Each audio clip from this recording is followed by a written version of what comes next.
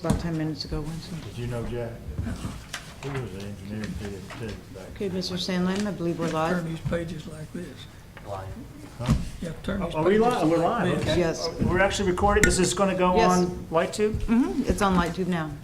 We're on now. All right, we're on. Well, hey, welcome to the special call meeting, the May 31st meeting of the Planning Commission, where our mission tonight is to look through the current draft of the comprehensive plan. There are comments. What you have on your desk here is red line version from the steering committee that spent some time looking at it. I think they had 2 or 3 full meetings on it. And then we've received 85 pages of public comments too that were all emailed out to everybody if you had a chance to look at those. So that's our mission tonight, is to go through this. Now, Mary, what do you recommend for a format for this tonight? Go ahead and open the meeting, and then we'll establish a quorum, and then I'll brief you, I think, on kind of how we should proceed. Okay, well, we do have a quorum, Okay. so we will jump on in. Okay, thank you again, Mary Samaniego, Senior Planner for the City of Tullahoma. So the purpose of tonight's special call meeting, as well as tomorrow's special call meeting, is for the Planning Commission to review the official draft of the comprehensive plan. I've provided you with the draft of the plan some time ago, at least over a month ago, and during the entire month of April, we solicited comments from the public through the Think Tullahoma 2040 website. We received about 88 or 89 pages of comments from the public. I provided those to you as well over a week ago for you to review before tonight's meetings. So I will take the format the way that I've run it through the steering committee. The steering committee, as Mr. Sandlin stated, met for overall about 7 or 8 hours over the last 3-week period, and went page by page through the plan to make edits. Those edits I brought in a red line version for you tonight, and they're before you on your desks. As well as there were some public comments about grammatical errors and spelling errors that I've also went ahead and taken the liberty to correct in the draft red line before you. So the process is that we will, you will review we'll go through the plan page by page. I'll ask you if you have any of your own possible comments, concerns, edits based on your own ideas or concerns or thoughts, as well as things that you want to incorporate that you gleaned from the public's comments.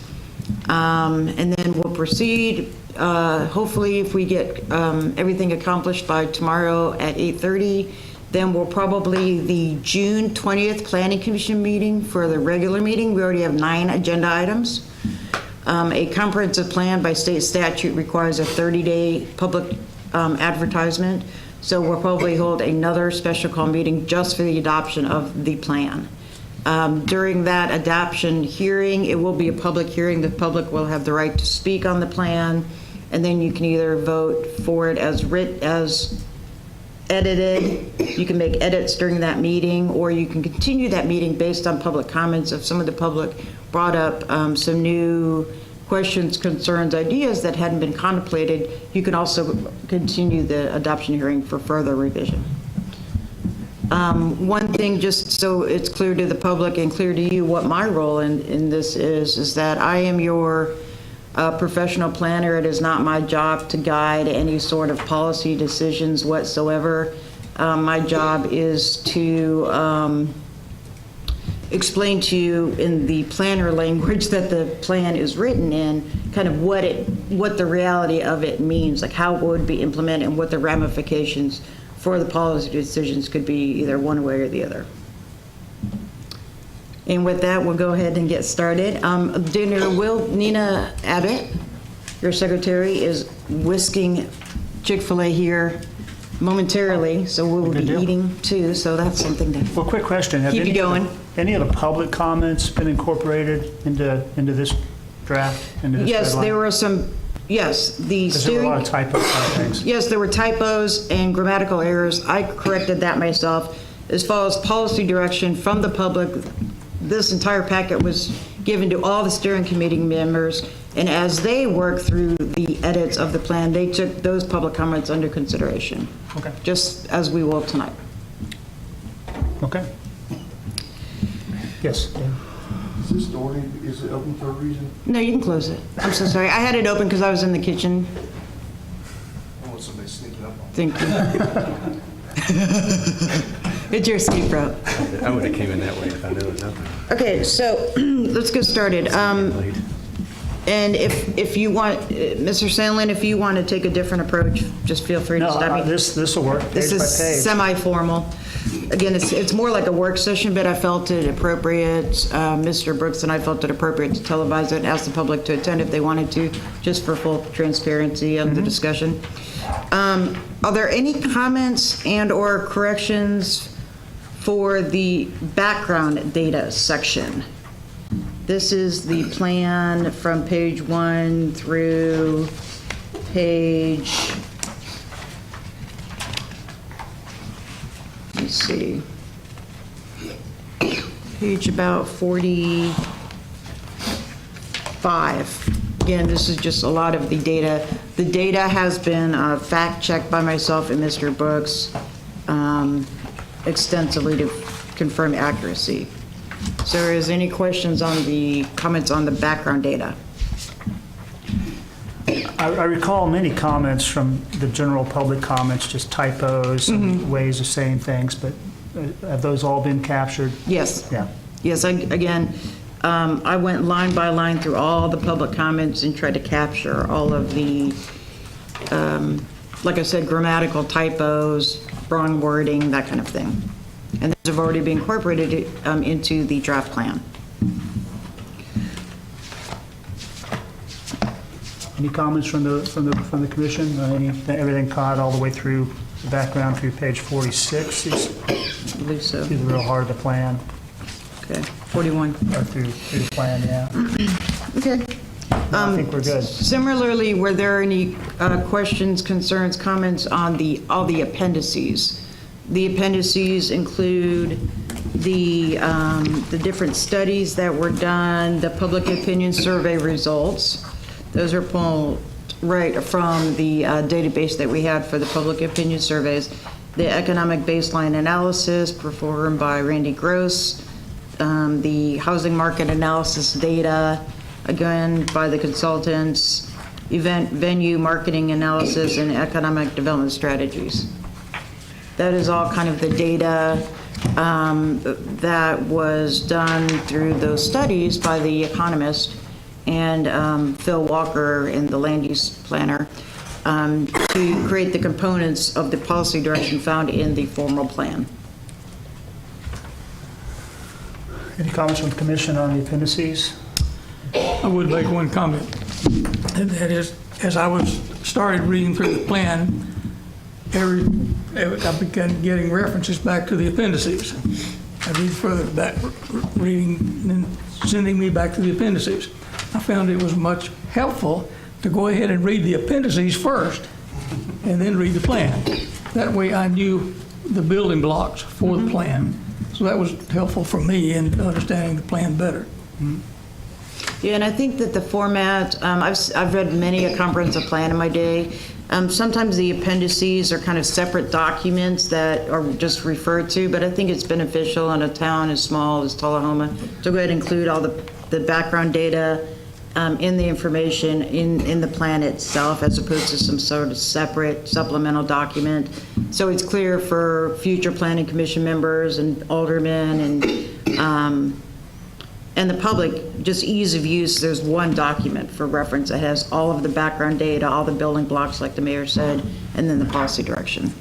Right. No, I mean, it's a lot of background. I mean, almost half of the document is appendices in terms of volume, but detail analysis. Any comments on the appendices? I didn't see anything that Okay. jumped out. All right, we'll get started with Get to the heart of it. the meat of it, yeah. All right, and again, any members, just feel free to jump in whenever you had a comment. Okay, page 1 of the plan. Page 41, let me go there. Hold on. Escape. Make sure that the public can follow along here.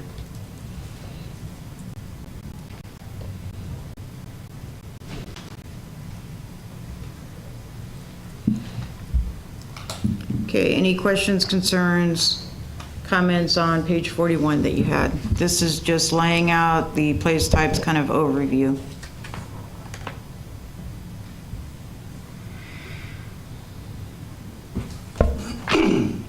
Again, place types, the current land use plan that we have and the map that we have is called a land use plan, which basically just establishes land use categories which detail the types of uses and kind of density as far as in different sectors of the city. A place types map goes further. It establishes land use densities, but it also goes into some design direction as well. And so that's the difference between a place types map and a land use map in general terms.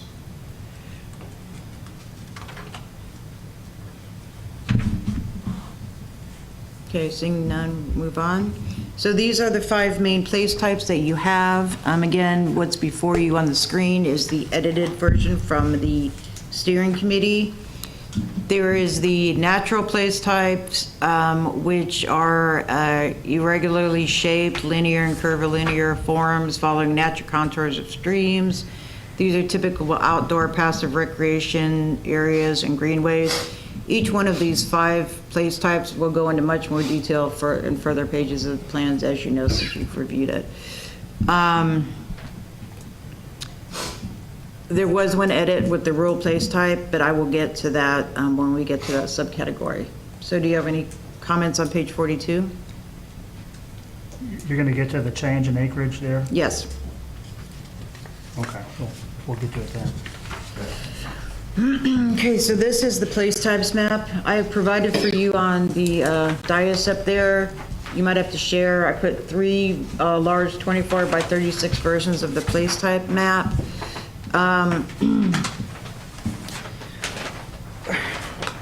With the place types map, one thing to consider is that there are different scenarios for further development for the city. Either say there is a single-family neighborhood. Let me try to find an example here. Hold on.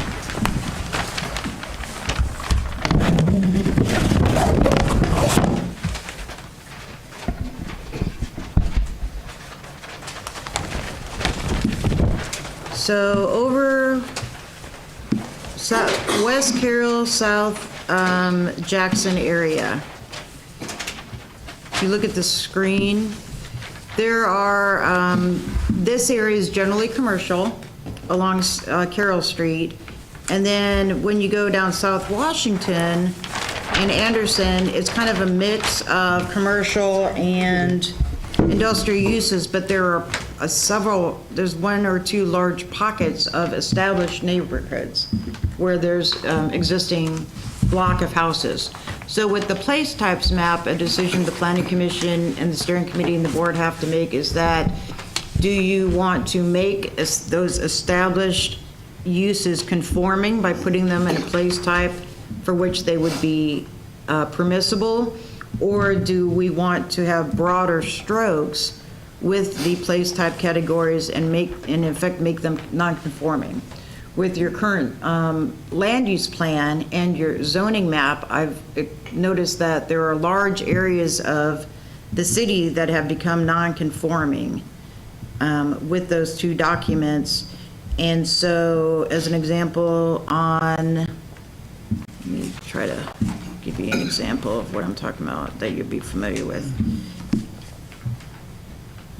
On South Washington, between Warren and Lauderdale, as an example, on the current land use map and the current zoning map, all those houses on both sides of the street are commercial. So what has happened is that all those houses have become non-conforming. So if any of those residential property owners come in to add on to their house, if they want to demolish that house and build a new one, they are not able to, because they have been determined to be non-conforming. At some point, apparently, the thought is that there would be large commercial development, that it would expand into these areas. However, in my professional opinion, I've seen that it's very difficult, given the Tullahoma market, for a developer to come in and buy out an entire block of houses to do a commercial development. To do a sizable development on a quarter acre, they would have to buy out 5 houses with that expense and then further build their product. And Washington and Warren and Lauderdale, well, not Lauderdale, but Washington and Warren are also local residential streets that aren't really meant to carry that sort of traffic capacity. So the broader question getting back to the point, the broader question with the place types map, I've suggested several changes to the map to, in effect, make more uses conforming. And then when there are undeveloped areas that are surrounded by a similar place type, I gave it that same place type. As an example, this area over here on Anderson and Mitchell, that's clearly an industrial area. There's some vacant properties within that immediate area that I went ahead and has the industrial place type. However, you'll see on the place types map that there is an isolated subdivision that is on, say, East Moore Street. If you look at the map, you can follow my mouse. There's a neighborhood here, Henderson Circle, and then off of General Street by Cornish, here's a little subdivision here. We went ahead and made that a single-family residential place types to make all those houses conforming, as opposed to just putting a large swath of commercial down Carroll. Can you say that again, slower? So the thought is that, so the planning commission, I guess, in general, needs to decide if you want to make more properties conforming and compliant, so the existing property owners can further develop their property. Because right now, the direction the plan and the zoning goes, a lot of properties have become non-conforming in speculation that they would be developed for a different use. So there are blocks of neighborhoods or blocks of houses that are either an industrial or commercial zoning district. So all those houses have become non-conforming. The people, I'm just being frank with you, the people come in and try to add on to the house or want to demolish it and build a nicer, newer house, and they can't because that land has been placed kind of in a holding pattern for some potential future industrial or commercial use. What we've seen is that large industrial and commercial uses typically need larger acreage and they want vacant sites. There's an added expense to buy out. If you want an acre site for industrial land, but you have 10 houses, or say 5 houses on an acre, you would have to buy all 5 of those houses out, demolish it, and then put your industrial use. And our market, we're just not in that market, where a developer would do that. They would look for a vacant piece of property. I would absolutely say let's make them conform. That's one of the calls that I get frequently is, hey, I bought this and it changed, and Right. now I'm stuck. Now, there is one thing to consider that's kind of an exception to it in general. There are some instances where an entire block is already been developed industrial and there's one last house that's sitting there. In those instances, I would say it probably would be appropriate to go and make that non-conforming. Because, like I said, the overwhelming development pattern in that immediate area is, say, industrial, and we have like 1 or 2 older properties that would be appropriate to convert over time. Because if you make everything conforming, it's hard to implement the new plan. Because things are supposed to redevelop over time, and as they redevelop over time, they go into the new uses you're projecting. Do we have a case like that, where there's just one residential property? Yes, Is that hypothetical or is that real? let me see. Coming off the top of my mind, there's one that is it is That one on here Moore somewhere. Mitchell, you said. It's over like on Washington, hold on. Carroll, Washington.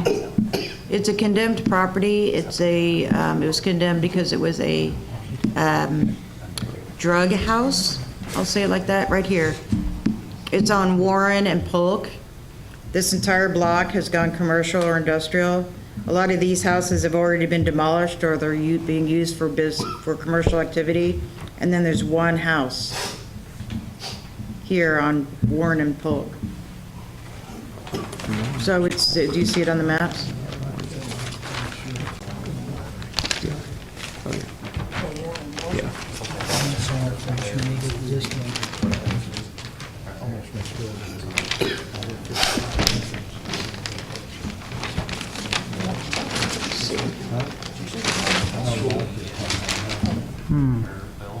Hey, Mary, this gets me to more like a fundamental question here. Yeah. You know, how, by approving this place types map, how that's going to drive our zoning? Because Correct. it sounds like there's lots of overlap that and you'd have to look block by block. Right, which Mr. Brooks and I have done. We've literally gone block by block. We've looked, our GIS system, which is our Geographic Information System mapping, we have a layer that has existing uses from the property appraiser, so we know what's out there. Then we have the zoning map, and then we have the land use map, and then we have the place types map. And so we went block by block, kind of looking what was out there. Should it be conforming, non-conforming? What's the place type? How much land do we need in each place type category? So we have gone through that. I'm not saying there won't be mistakes. And also remember that once the plan is adopted and the place type map is adopted, it can always be amended. If there's a scenario where a block or several houses, or there's a property that we had as residential, but it's actually a little cluster of commercial, like 2 commercial buildings that we want to make conforming, we can always go back and amend the plan. The place types map. Well, I guess that's a general comment. I mean, this is a plan. We have a zoning ordinance that's city law. We still have to go through Yes. and modify that step by step. So this is, But the thought Just a is lot of that information. once the place type map is adopted, then the city will go through the exercise of creating the new zoning districts to implement the new place. So there'll be a zoning district for each place type, subcategory, and then we'll adopt a new zoning map to implement the place type map. So hopefully everything would match, therefore reducing the number of rezonings we have. So we'll go ahead and rezone the city to implement the plan. Mayor? Mayor, I'll have one very general comment about place types. And that is, in my opinion, I would like to see us do what we can to protect the property values of existing homeowners. That is a general policy that will be my guiding light for adopting this. Okay. For all property owners or residential property owners? Well, my thought was for residential property Okay. owners particularly. Okay. yeah, that's an interesting comment though, Mayor. I mean, if something going from residential to commercial would probably go up in value. You know, That's so- well, I said property values. That's to protect their property values. I would take that a step further, and not just the value, but their interest. Maybe going from residential to commercial might up their property value, but I talked to somebody the other day where she said, you know, this is my forever home that I want to hand down to my son, but I can't because it's been zoned commercial, and now I can't do anything with it. And Right. so, and that's what I think, I want to make sure that's what you are saying is, kind of in summary there, is fixing some of those problems Correct. where we can. Correct. And bringing those back to residential, and in the Where appropriate. extreme case where appropriate is to make something non-conforming, but only if it's. Right. As an example, here's another example. There is a single-family house that's on North Jackson across from the mall. It's zoned commercial. Literally everything else on North Jackson, up and down the entire corridor, probably for a mile on each side, is commercial. There's one house left. it'd be appropriate to go ahead and leave that house in a commercial land use or place type, not just isolated in a little dot of single family. Because the thought is that again, the reality of non-conforming uses are always established with zoning. Those uses are meant to go away over time. So as the property deteriorates, as it changes hands, the house is demolished, or the structure is retained with a new use in that place. Again, that's the reality of how you can implement a new plan. Things have to kind of change character over time.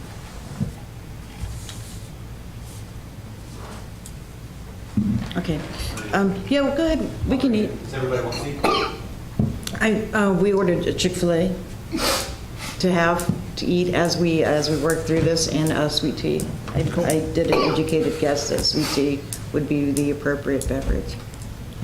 We are in the South. Because we're in the South, right, see? I know, I'm learning stuff. Okay, let's go to page 40. Okay, so that's generally the place type maps. We can whittle down further in the place types map once we start discussing the categories. Let's move to page 44. And again, if I'm going too fast or too slow, just let me know. Page 44, this is just a discussion of the natural areas.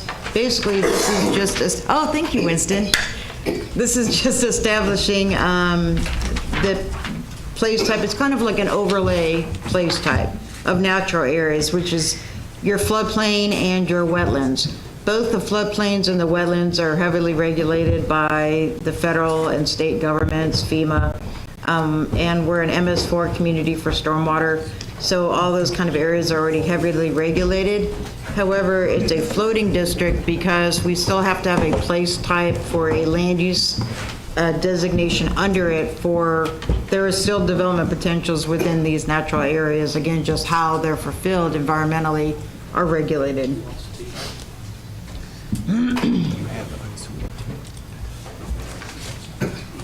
So any questions on page 44? I'm good for now. No. Okay. 45 is just some pictures that go along with the place types, the natural areas place types. What page are we on right now? We are moving on to page 46, sir. Okay, natural areas. Okay, rural Yes. areas. So you're gonna touch on the. Rural areas, yes. Yeah. Okay, so the rural areas are the potential place type for areas in the urban growth boundary. Thank you. Thank you, Winston. Okay, so, and forgive me, the public, but we have to eat and drink because this is a 4-hour meeting. In the urban growth boundary areas of Coffee County and Franklin County, we don't have any planning or zoning authority in those areas by state statute.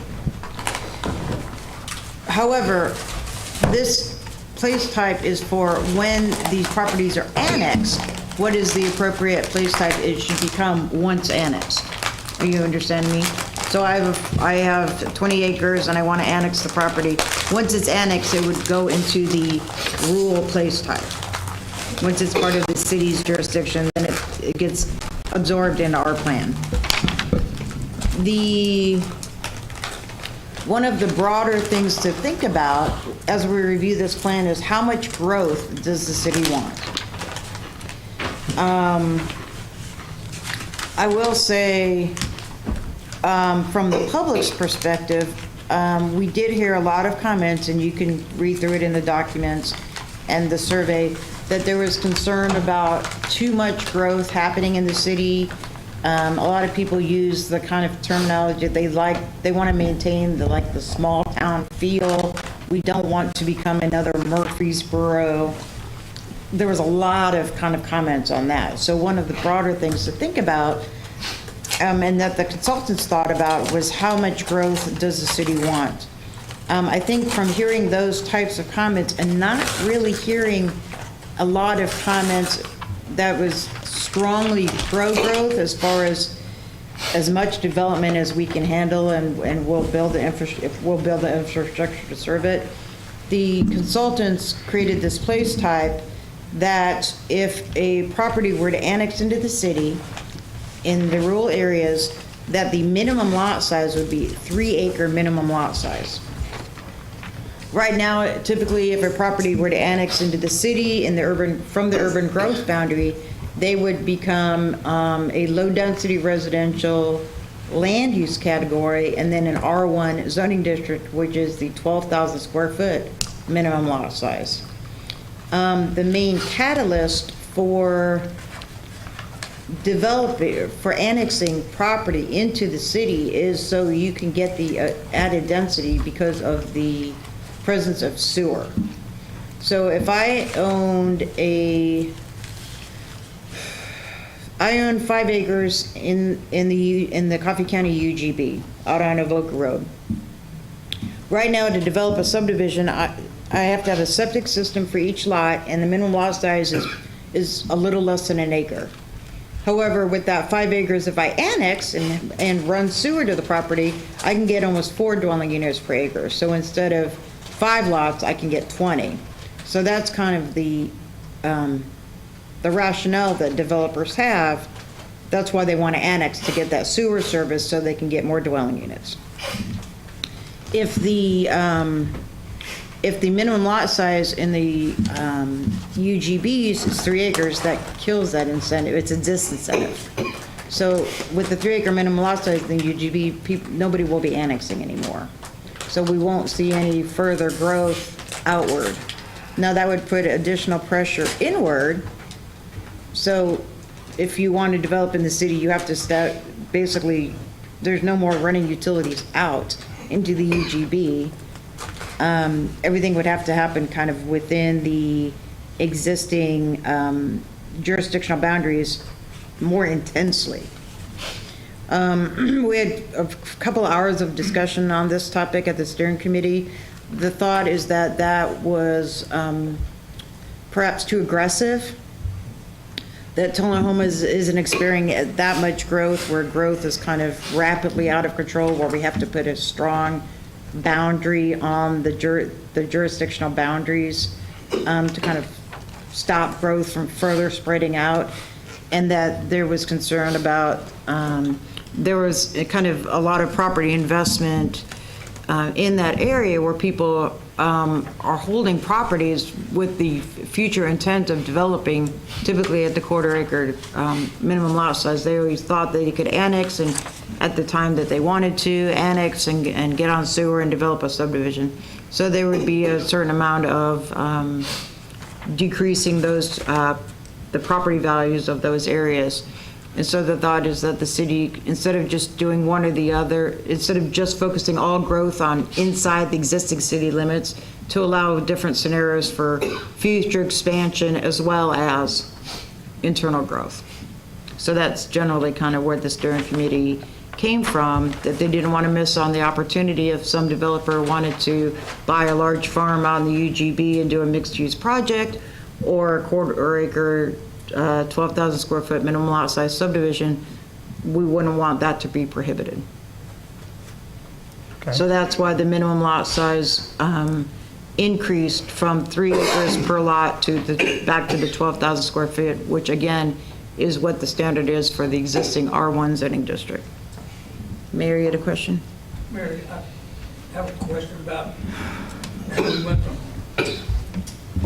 1 house per 3 acres to 4 houses per acre.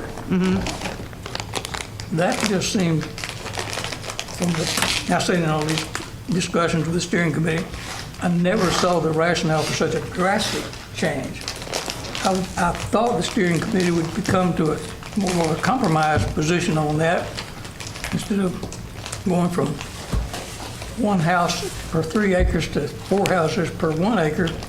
That's a 12-to-1 ratio. I thought they might go to 1 house per acre lot size instead of. I'd really like to see the character of this urban growth boundary retain some of that rural character and get that minimum lot size up to more like 1 acre, as opposed to 3 acres. and versus what's now being proposed as one house per four houses per acre, essentially. It's just my thought on developing this rural UGB.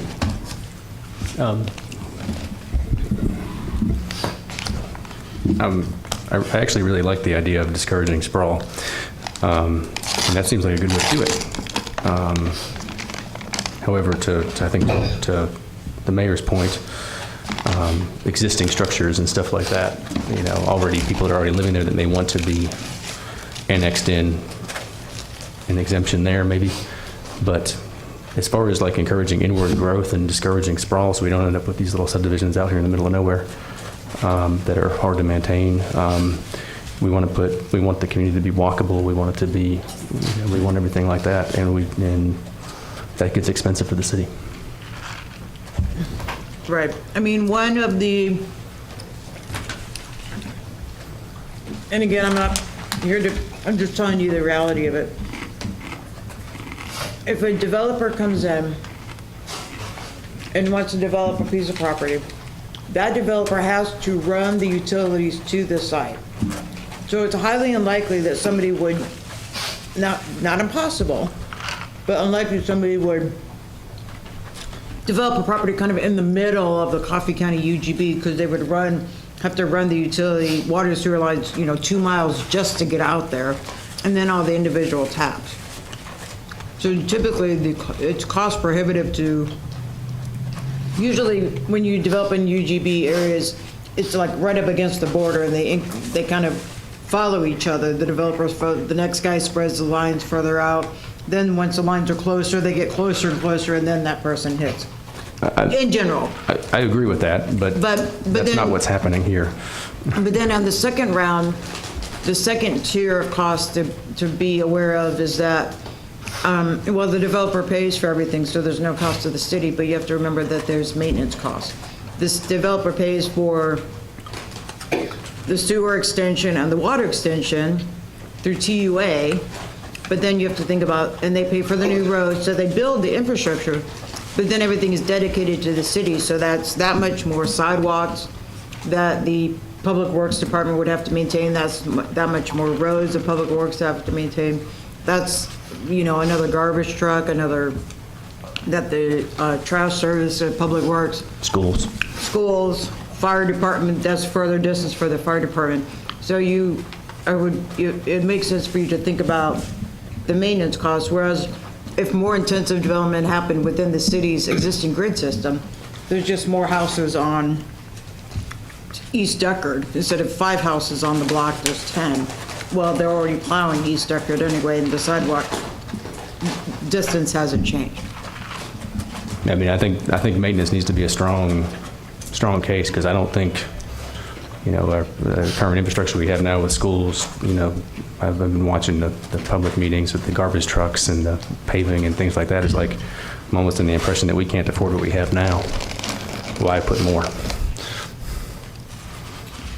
I would think too, thinking about the maintenance cost, if you can fit, say you've got an area and the developer does decide, hey, we're gonna go ahead and build this, and they run that sewage out, we run the road, we run the sidewalk, and say they can only fit 4 instead of 15 houses.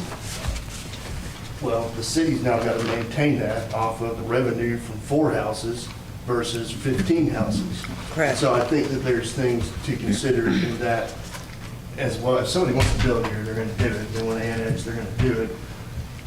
I would rather pay for it, have the money to pay for it. That cost doesn't decrease for us just because there's only 4 houses instead of 20 houses. I agree with not wanting to turn into Murfreesboro. I think part of Murfreesboro could happen quickly and poor planning. We're planning, so hopefully that fixes some of this. But I also look at it from and I know some people don't like this, from a revenue standpoint. There's only a couple of ways for the city to grow revenues, and that's by raising property taxes, which nobody wants. Cost of everything's going up, from employees to equipment to everything.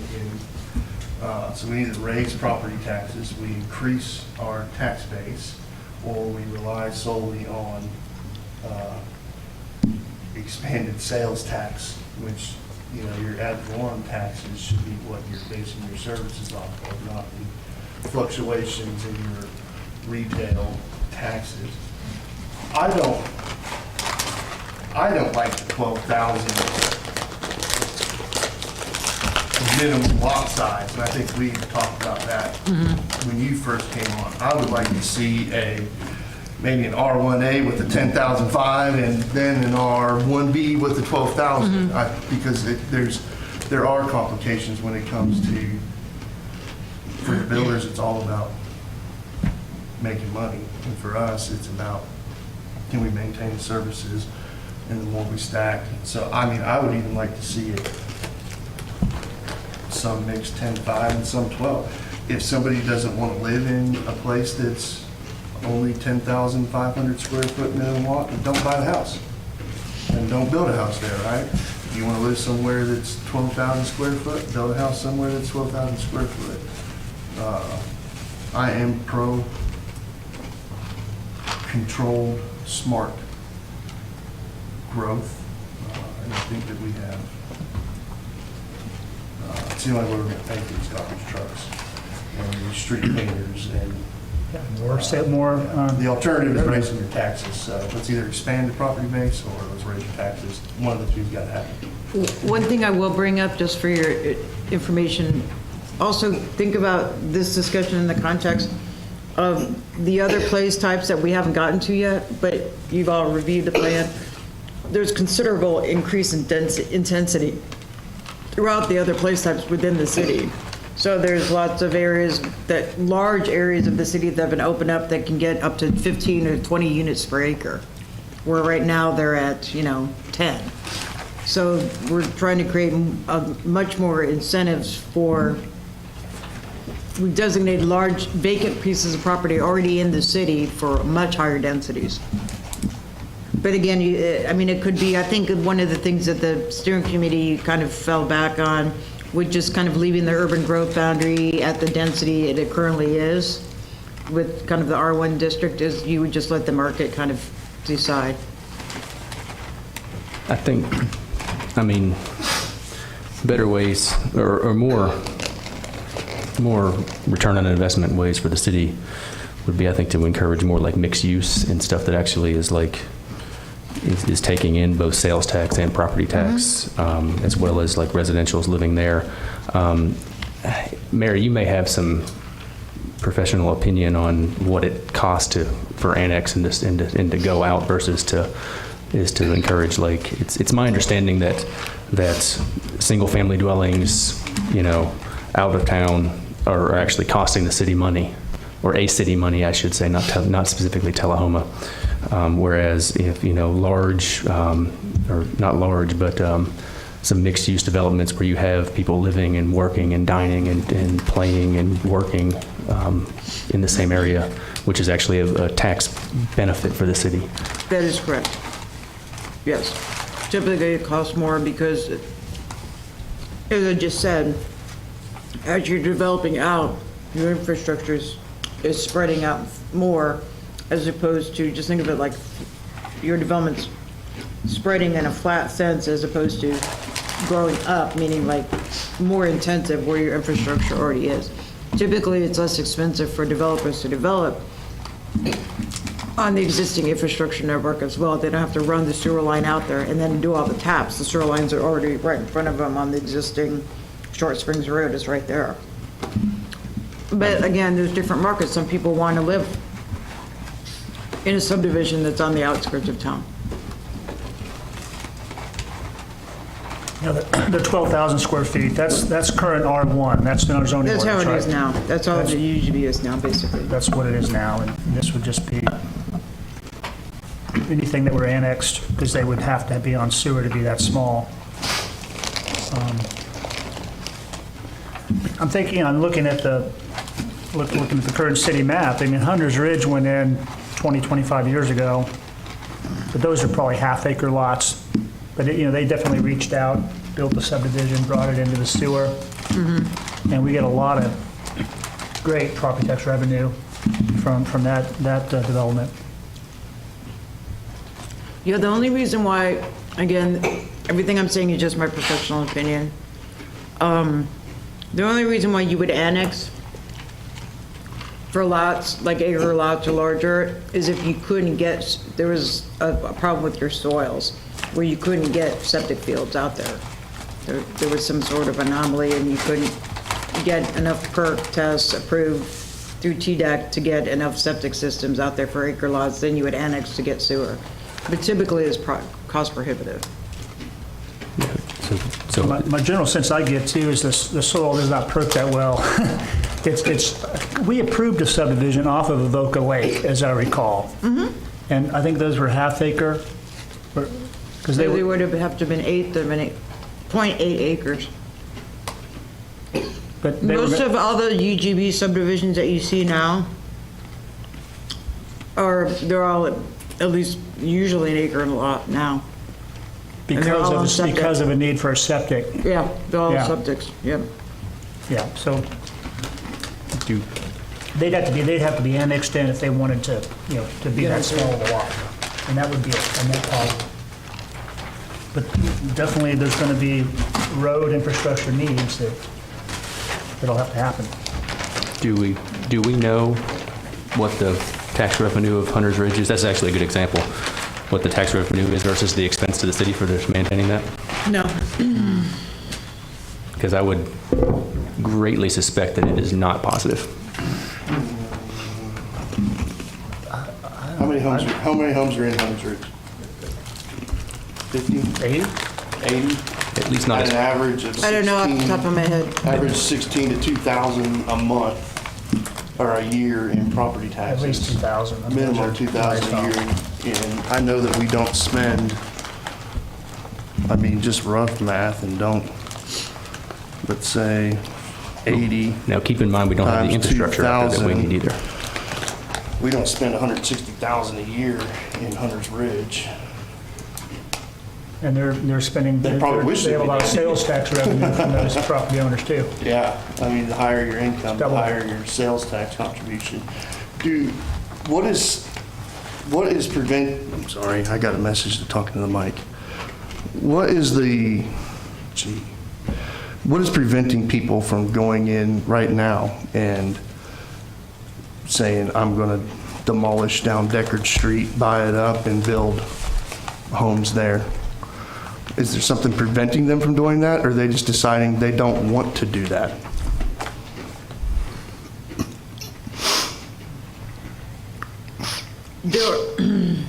So there's a cost with removing, how do I say this? It's easier to develop a large vacant piece of property than to buy out a series of houses just to rebuild another series of houses. Right. You almost become a net zero loss. So there's 5 houses on East Deckard. A lot of the existing cities, older neighborhoods are already at or below the allowable density already.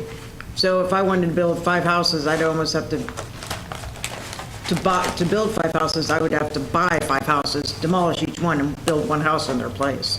Will adding It the just shakes mixed-use out. type places change that? Yes, because now there'll be large areas within the older established neighborhoods that are closer to downtown that are currently zoned for, say they're zoned R2, we could do duplexes, but the density for duplex, you have to have a half an acre to put 1 duplex on it, and it's just completely cost prohibitive. I get developers coming in at least once a week. Look, they want to do duplex developments, but they just can't get the number of units they need to make their finances work. Well, like, I could build a duplex on a 10,000 square foot lot, so instead of a house, it'd be duplex on 12,000 square foot lots. I could make that work, but not double. But again, like, in about 3 pages, we'll get to that part. So there is incentives for increasing density in the city, but then they're going to, what about the desire to expand expand your borders and annex. Do you want to do both? I would say yes. I'm assuming there were builders on the steering committee. Yes. How did what was their feeling? Their feeling was, like I said, just to kind of let the market decide. There's different there's some people that want to live in a new house in town. There's some people that want to live in a new house on the edge of town, or kind of on a rural. They want to live in a neighborhood but in a rural setting. So why make somebody choose if they want to live in a neighborhood on the edge of town in a rural setting but still in a neighborhood? If they can't find that product here, they would go to one of the other cities. Our neighboring Manchester, what is their minimum lot sizes in their UGB areas?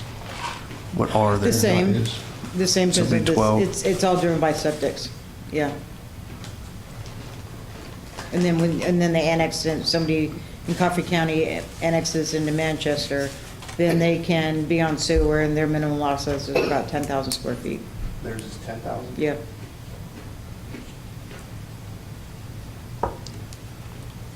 I kind of see them as, that's the competition, right? So when a builder's deciding on where they're going to build, that would be my only, I don't think we have I think Tullahoma stands on its own. I mean, Manchester's building like crazy. There's a new apartment going up every time and when you do talk to the builders, they are choosing to go to just outside. But this may One fix some of the things with that. Manchester is they have the interstate access that we don't have, and they're a county seat, so it's a little bit different. But that's my opinion. I think Tullahoma has its own unique characteristics.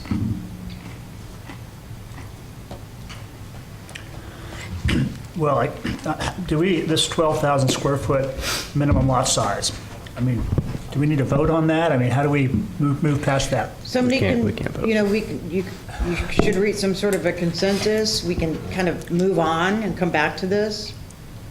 We need to at least move on. I mean, This is one of the more belabored points at the steering committee. Yeah. Each page it's a isn't big like change. this, just so It's you a know. huge change, a 12-fold change from the original. But let's move on. Okay. So we just, We can come Take back, a- take yeah, a note we and come back can to that mull one. it over for tonight, and we can visit Yeah. it tomorrow. Yeah, I don't think we can vote on anything in that statement. Okay. yeah, we're not voting. We're taking consensus, I guess. Something like that. Okay, page 47. Suburban areas. 48. 48. Sorry. Page 48. These are suburban areas. These are too developed to be rural, but not so developed to be urban. So these are generally kind of on the periphery of town, again, generally. And there are 6 main subtypes. Let's go ahead and whittle down on page 50. The first main subtype on page 50 is the suburban corridor areas. These areas primarily post 1950s development with strong automobile orientation. The locations, think of the suburban corridor areas are North and South Jackson Street and East Carroll Street. So just kind of for your real life context of it. Optimal land uses are retail, dining, fast food, personal services, related uses.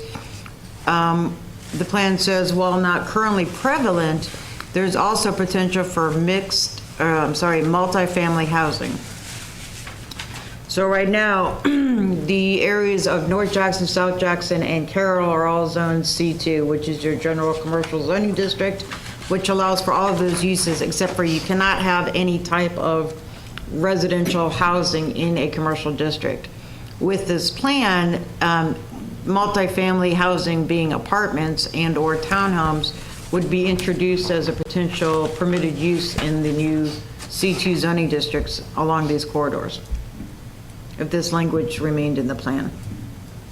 So again, that, as I discussed several moments ago, the plan's trying to facilitate, one of the kind of goals and objectives of the plan is to facilitate more housing types. The consultants heard a lot of public comment about wanting more diverse housing types beyond the single-family detached residential, which is the overwhelming majority of the housing inventory in the city today. So there was a desire to have more affordable apartments, high-end apartments, because there's sections of the population that don't want to own property. They want to be long-term rentals. Either they're here temporarily because of the base, or they're contract employees, or some older residents and or younger residents don't want to own property. They don't want the maintenance of it. They want to live in a townhome or an apartment setting and at the full range of incomes. So this plan is providing incentives through the place types map to allow for that type of development potential, i.e. in the suburban areas. So we could be seeing, in layman's terms, if this plan was adopted, you would be seeing potential apartment or townhome developments occurring on North Jackson, South Jackson, and or Carroll Street, mixed in with the retail and restaurants and office buildings. The density and form that's discussed is most buildings are 1 story in height. This place type is generally suburban in form. Such areas would have fewer curb cuts, driveways, more parking on the side of the buildings in the rear. We'll get to the section on the design standards for North and South Jackson and Carroll at a later point. Any comments on the suburban corridor areas? Okay, moving on. I'll make a comment. Okay, thank you. I'm disappointed to see that we removed the language from the Walker Group to eliminate front garage, drive straight into the garage from the street. And they were proposing to put the garages to the side of the house or to the rear of the house. And for all the suburban types, we've removed that language. I did not get that as an overwhelming comment from the steering committee. I only got that from one party.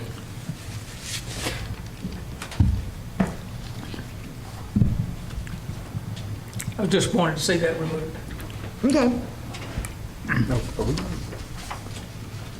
We on page 50 or 51? We'll get that. It's on page 51. We're about to Okay. get there. No, I agree with you, Mayor. I'd much rather see garages on the sides of the homes. Side over here. Or rear. Well, it was in the plan, Yeah, the steering committee wanting that out, so. and that, as I pointed out, that came from one source. Are we on that page now? No. We were back. We can skip there. It's on page 51. For all the 3 different suburban neighborhood residential types, suburban neighborhood low, suburban neighborhood medium, and suburban neighborhood high, the consultants put in the following language. While lots are typically accessed by a front driveway, I can't read this. What was the justification? Hold on. The visual impacts of garages should be minimized by 1, placing it at the rear of the lot, 2, recessing it behind the front facade if the garage door faces the street, or 3, turn it so the garage doors do not face the street. So this would eliminate the scenario where you would have a garage, an attached garage door that is forward the front facade of the house, where the garage sticks out in front of the house. This is to encourage alleyway use and stuff like that. And I mean, this is suburban. I don't know if that's. No, because there aren't alleys in suburban. It really Yeah. is to eliminate, like I just said, the house type where the garage is the main focus of the front facade of the house. The garage is push forward and the rest of the house is back behind that line. I'm with the mayor. You're saying with this in there, it eliminates that? With this Yes, out so, of there- so as houses came in for building permits, we would check and make sure that the front door, where the front door of the house, the garage door would have to be behind that plane of that front facade. Or it would be a side-loaded garage where the garage door is on the side, or a detached garage. Or at least in line. It could be rear or side. So there are side-loaded garages too. It can be a detached as well, yeah. Yeah, Yeah, I'd like to put that back in. I'm of Yeah, I think we have a similar. it's much similar better feeling. look. It just look, and it would force less density. It would, much better curb appeal. Look at that area down Jackson and over here and all the way down Jackson. Over here on Cedar Lane and is that same way? This is a smaller. So do you have consensus on that topic of the garages? Yeah, so was it because of density? Is that why? No, it's just, it's, I think it's aesthetic. Pulling it out or leaving it? What was the reason for pulling it out? Striking that? To not regulate the architectural design of individual houses.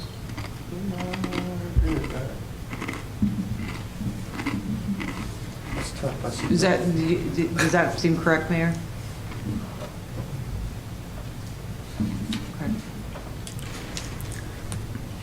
As I recall, that was one piece of it. The other Yeah. piece was, it might take a little bit larger slice of your lot, put a driveway around. To get the driveways around, yeah, So potentially. you might have to build a smaller house in order to accommodate that. But my reasoning is strictly for aesthetics. Yeah. Make the community more attractive. We're talking about fairly urban corridors, right? Like, There's suburban. These are the suburban areas. I know it's so suburban, but I mean, we're talking about Cedar Lane, Jackson Street. We're talking about, Suburban I'm areas. sorry, I'm trying to chew. So we're talking about everything that's on page 48, that's a yellow color. I would think that we'd want to do So what we can. all of, to the southeast quadrant, all those established neighborhoods, everything that's in yellow, Terra Estates, Macon Manor, up Avoca Road, Wiley Creek Road, all those areas, all those houses. They would have specific criteria of how those, where the garages would be built. We're talking about that pink? No, we're talking about anything that's in yellow. We jumped to the suburban residential section. Suburban neighborhood low, suburban neighborhood medium, and suburban neighborhood high. So anything that's in light yellow, medium yellow, or kind of browny yellow.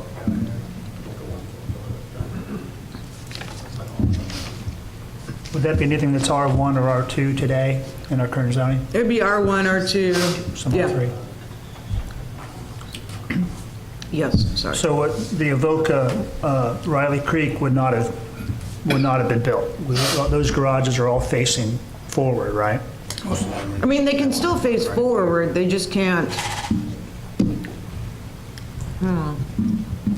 Sorry, we'll just do this on the fly. Let me try to find an example for you.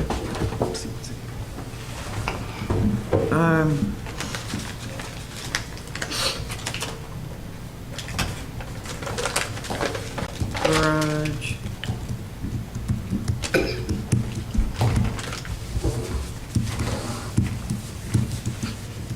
I'm trying to find a picture for you.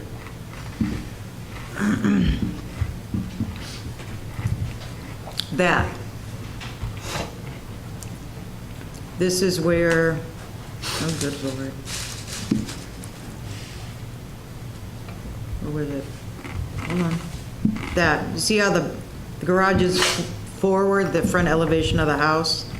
The front door is back behind where the garage is. The consultants are wanting to eliminate that scenario. You can still have a garage in the front of your house. It just has to either be in line with your front door or behind your front door. Oh, So Not a major. so leaving it in is saying you have to recess the front entry from the Yeah. garage. It has Right. nothing to do with which way the garage faces. Right, you Okay. can, right, it can be a side loaded, it's trying to live, yeah, it's trying, so like this scenario would be okay because the front of the house is here and the garage doors are recessed. You see it? yeah, I understand better now. I'm trying to- indifferent. A after- little less obvious, not much. I'm For indifferent these now. scenarios where here's the garage After door, see understanding how, where it's going to. as you're driving along, the predominant feature is the garage doors, and then the front door is tucked back in the shadows. So just let I'd rather see the front door than the garage. But they can still be flush. The current Here's a better one, see how emerald. the main thing is from the street, you can see the garage doors, and the front door is way back behind. They're trying to eliminate that scenario. So leaving that in would give us the scenario where the garage door is the predominant feature. By taking it out. So the consultants are adding the language to eliminate the garages sticking out towards the road. The steering committee wanted to take that out, so then you could build any type of house. Your garage could be any which way you wanted it. So I think the mayor's point is that he wanted to add the consultant's language back in to eliminate the garage facing forward, jutting out forward scenarios, as illustrated in the pictures. It's an improvement. It's still not ideal, but it's better than having the garage right out in front. Like, in like, Yeah. out there. So, Well, you've got two issues. Two issues are, do you want to leave the garage facing the street, period? Or do you want to allow the garage to face the street but recessed? That's the two issues. I'd rather not see it at all, but I don't, that's going to be hard to do on a .25 acre lot. Yeah. I hate that my garage, Okay? I hate that my garage is on the side, right? My driveway's not big enough, so I've got to back out of my garage, pull in, maneuver around. It's a pain. I mean, me personally, I would rather just drive straight in. I'd be fine flush. Yeah. I like the idea of not telling you how to. And here's an example, a photographic example of like a flush. So that's what they mean by flush, you can still pull right into your garage, but it's lined up with the front facade of the house. It's not jutting forward. So that would be acceptable if we put. So if the back- consultant's language was left in, that would be fine. That would meet the plan code. They don't show you the cars sitting out in the front yard. No comments from the public, please. What effectively you're doing, if you eliminate this, you're essentially eliminating design standards for suburban housing. Right. That's what you're doing.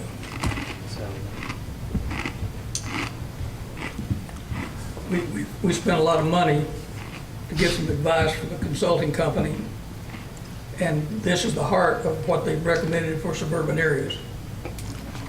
And we're tossing it down the drain. No, I agree. I'd like to stick with what the consultant came up with. It's not, ideally, I'd like to see the garages around the side or some, but this is at least a move in the right direction to make it more aesthetic. I really don't want to see the garage just right out in front of the house. Yeah, I mean, so I do see, it doesn't say that it can be, I mean, I'd be okay with it being flush. I don't see that in 1, 2, 3. Well, that's what you do. Place it at the rear of the lot, recess it behind the front facade of the house, or turn it so it doesn't Yeah. face the street. I mean, we could add the word I flush. mean, I or would be clear. okay with saying flush, Flush as or long as it doesn't recess. make you have to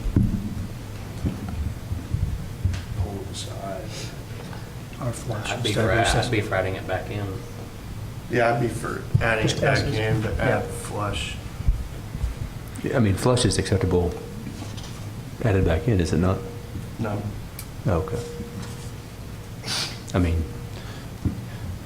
my personal opinion is that the house that she showed first looked better than the second one, but at the same Might as time. well. I like the garage, and I like the garage, that look, that style, but that's just a preference, but we're not here to. I agree with Yeah, that. To do remember, preference. it's for the entire city. Yes. Yeah, So, I would be okay with leaving it in, but adding flush, number 4, to flush to all those. Okay, well, we have general consensus on that. So I think the next point is very similar. The next marked out section from the steering committee. It's the same, isn't it? Yeah. They're all What three the page? same for the. they're all the exact Yeah. same thing It's all for the same, low, medium, yeah. high. Do one, do Yeah. all. Okay. I think we can move on.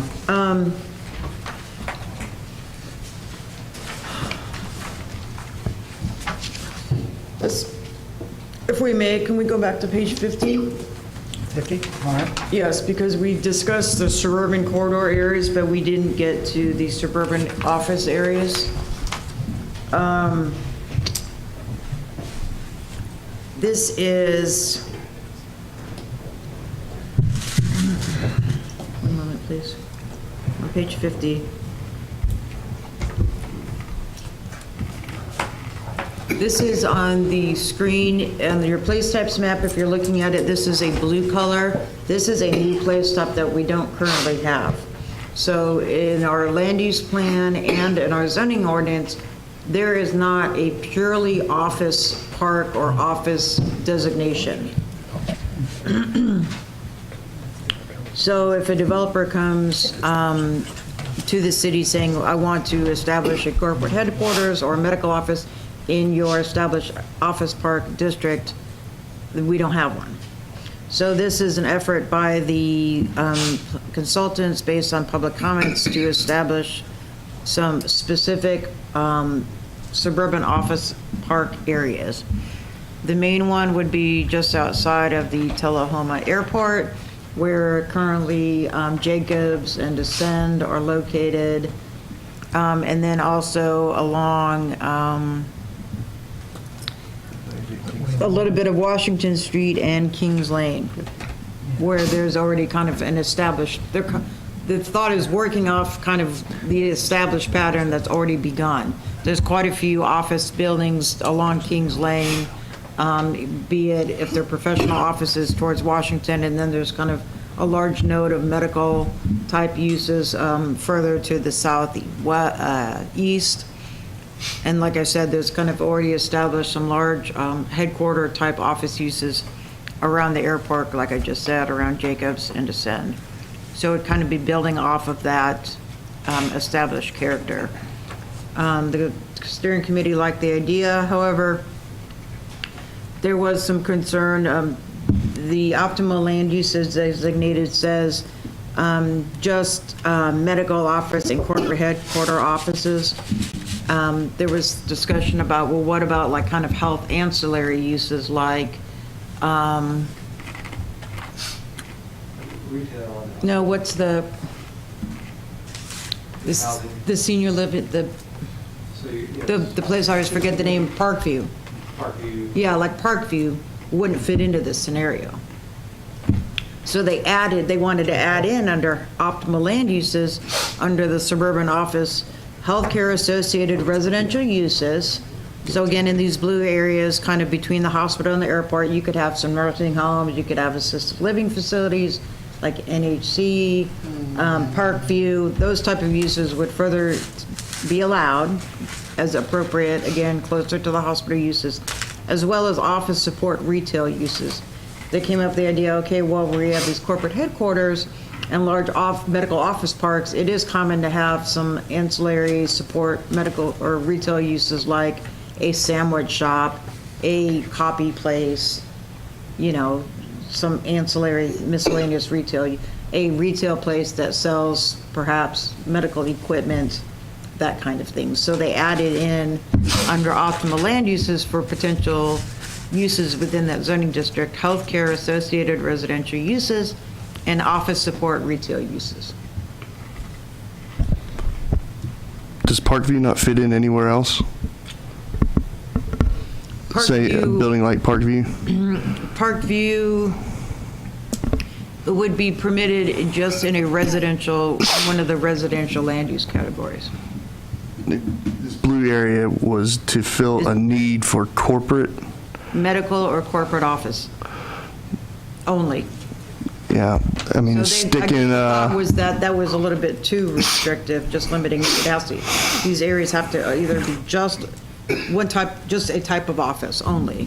So like, well, what about, like I said, kind of health-related residential uses that would be appropriate to be close to the hospital, but not necessarily not wanting to be on North Jackson.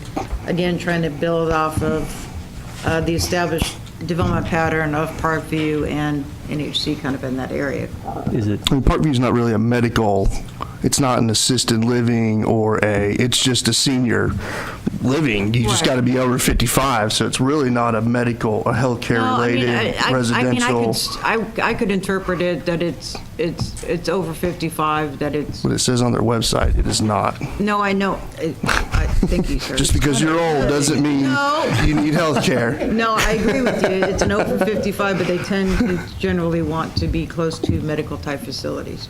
is it something that we, is it something that we could, permitted use only, something like that, for, places like Parkview and stuff like that, so you can't have some kind of check to make sure that you just can't develop it residential?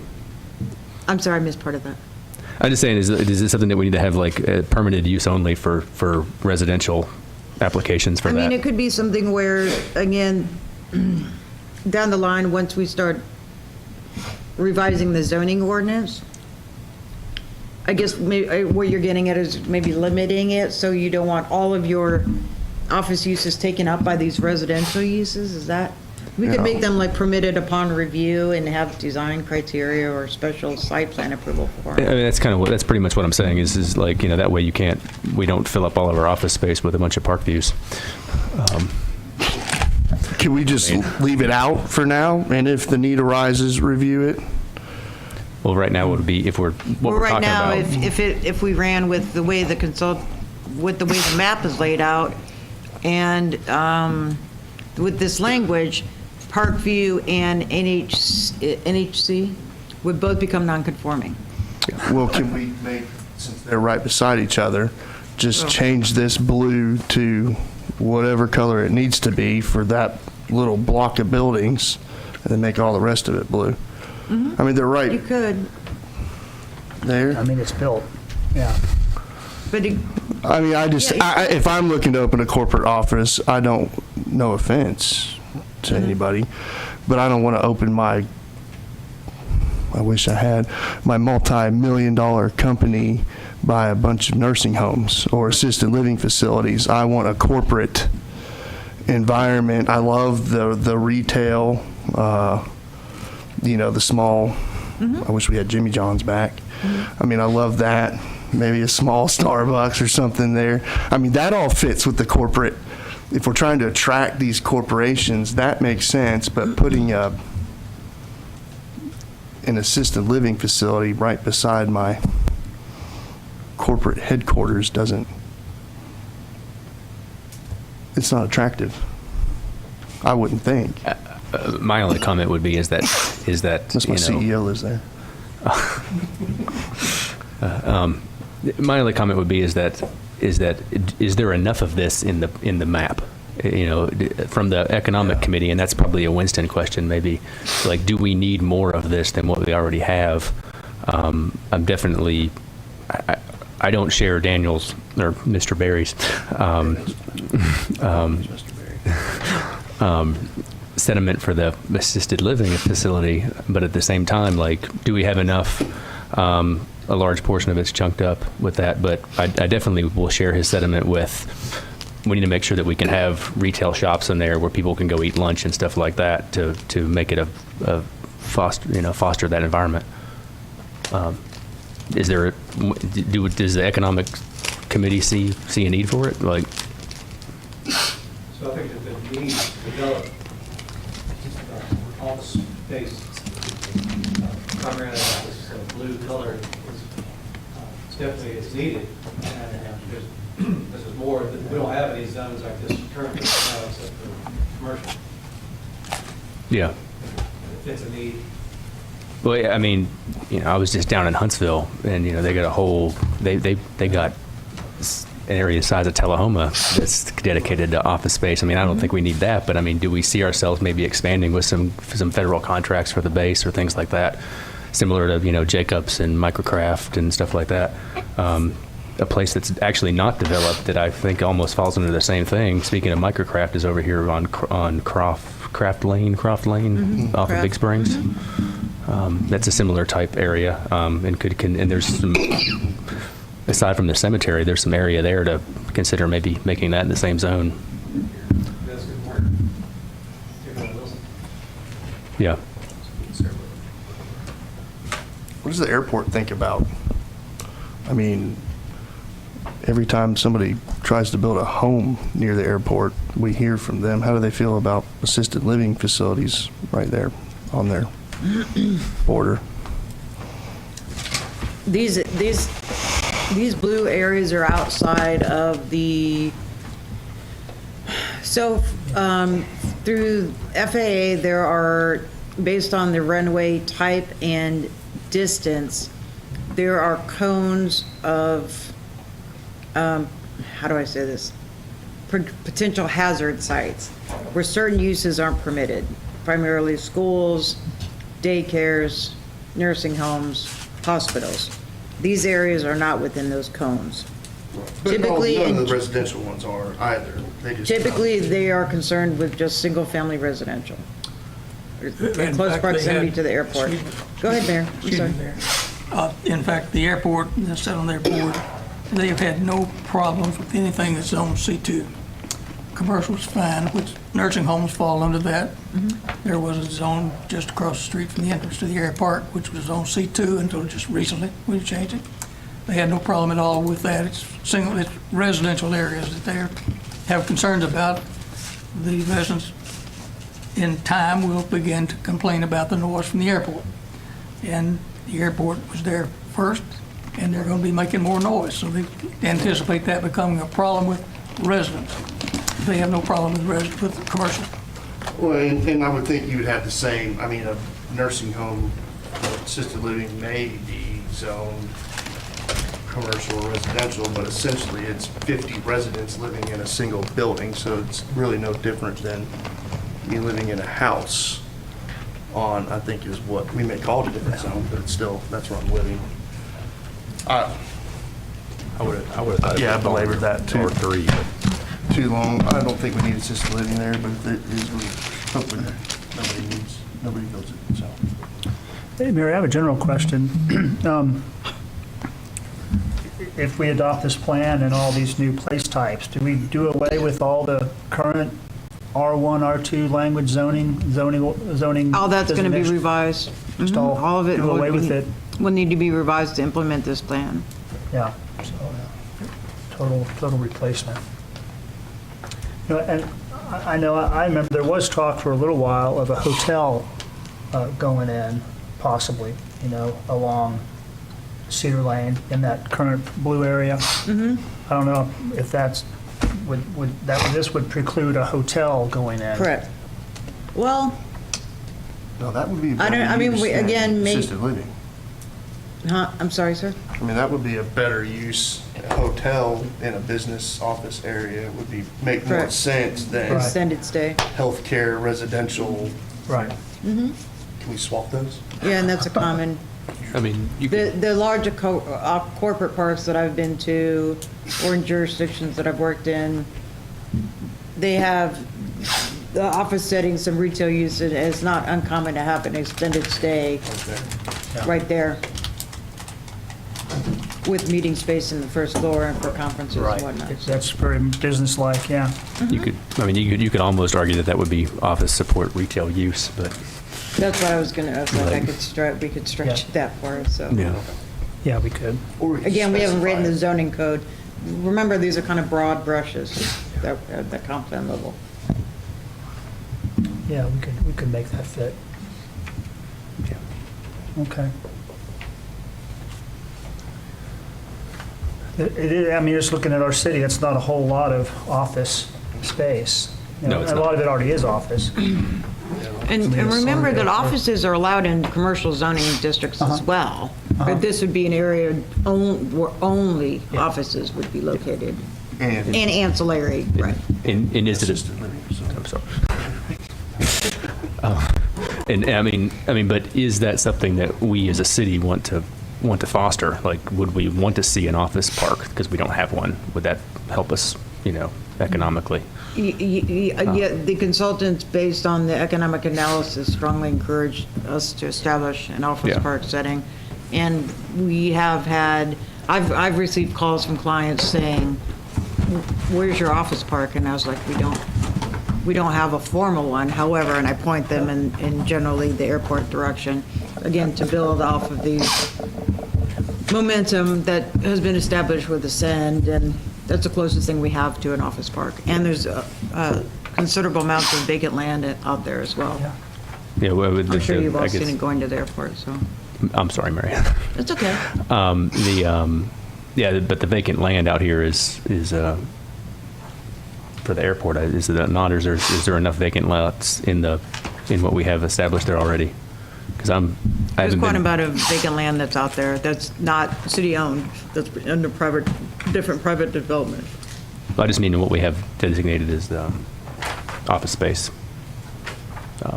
Is there enough vacant land in the office space area that's already zoned with this dark blue?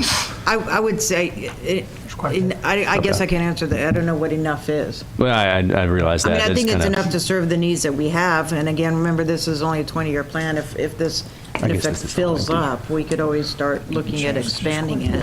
Okay. But there's quite a bit of land, basically that whole middle, all those blocks. Yeah. As you drive to the airport, that's all vacant land where the old World War II barracks are. And there's quite a bit of vacant or underdeveloped land that's along Kings Lane as well. Okay. Yeah, I mean, there was a personal comment about, or a comment about the World War II barracks back there and not dissolving them, but I don't know if that's worth anything talking about. Anyway, let's move on.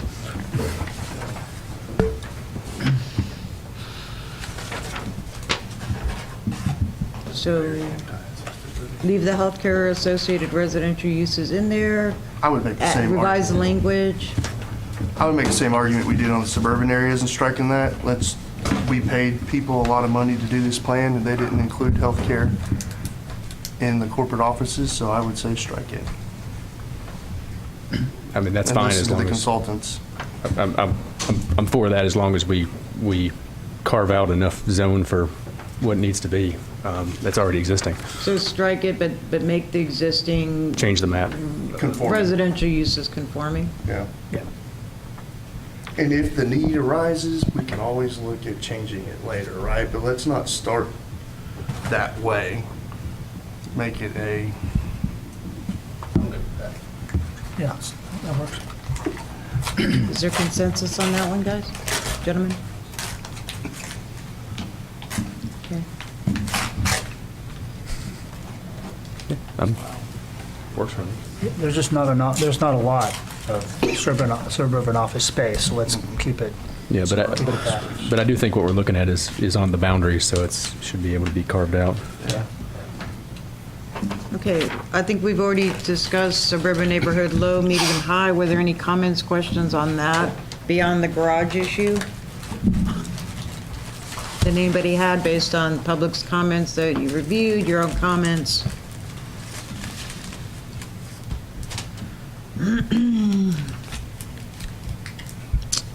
Okay, seeing none? Let's move on. Page 52, the urban areas. So this is your downtown core, your downtown corridors, neighborhood centers, traditional neighborhood existing, and traditional neighborhood new.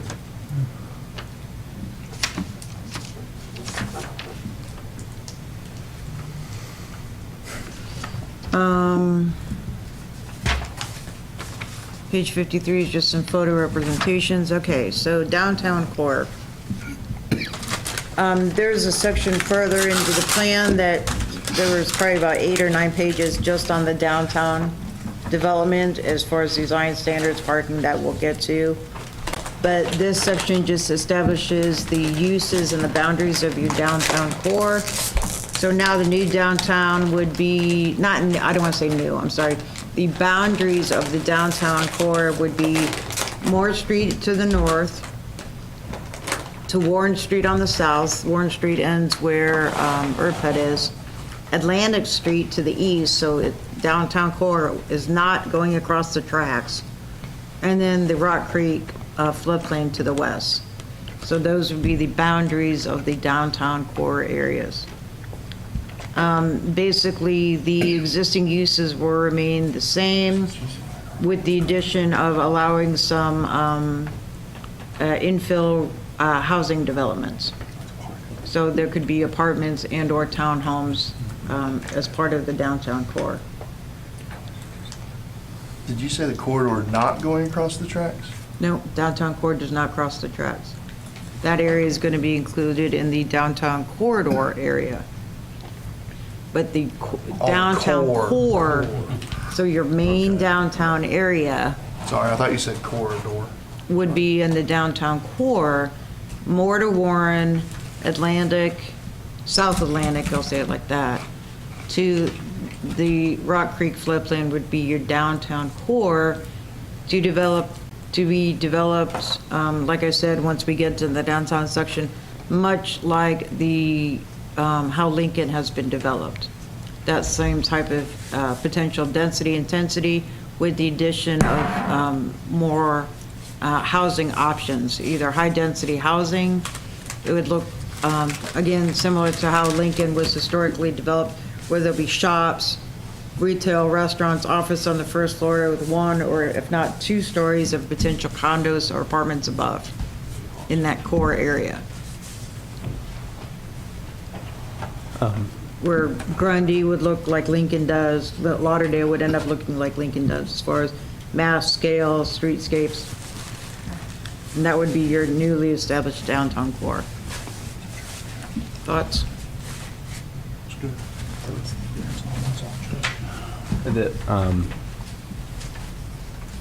I'm looking at the, yeah, it looks like you have downtown core defined to be in, you know, what's the, next to this gray area in the flood zone of Rock Creek there. Is that something, I know there was some additional talk about expanding the Rock Creek Greenway and things like that. Is that something that we want to donate or designate to be able to be developed, or do we want to preserve that as a, you know, try to put that as a park?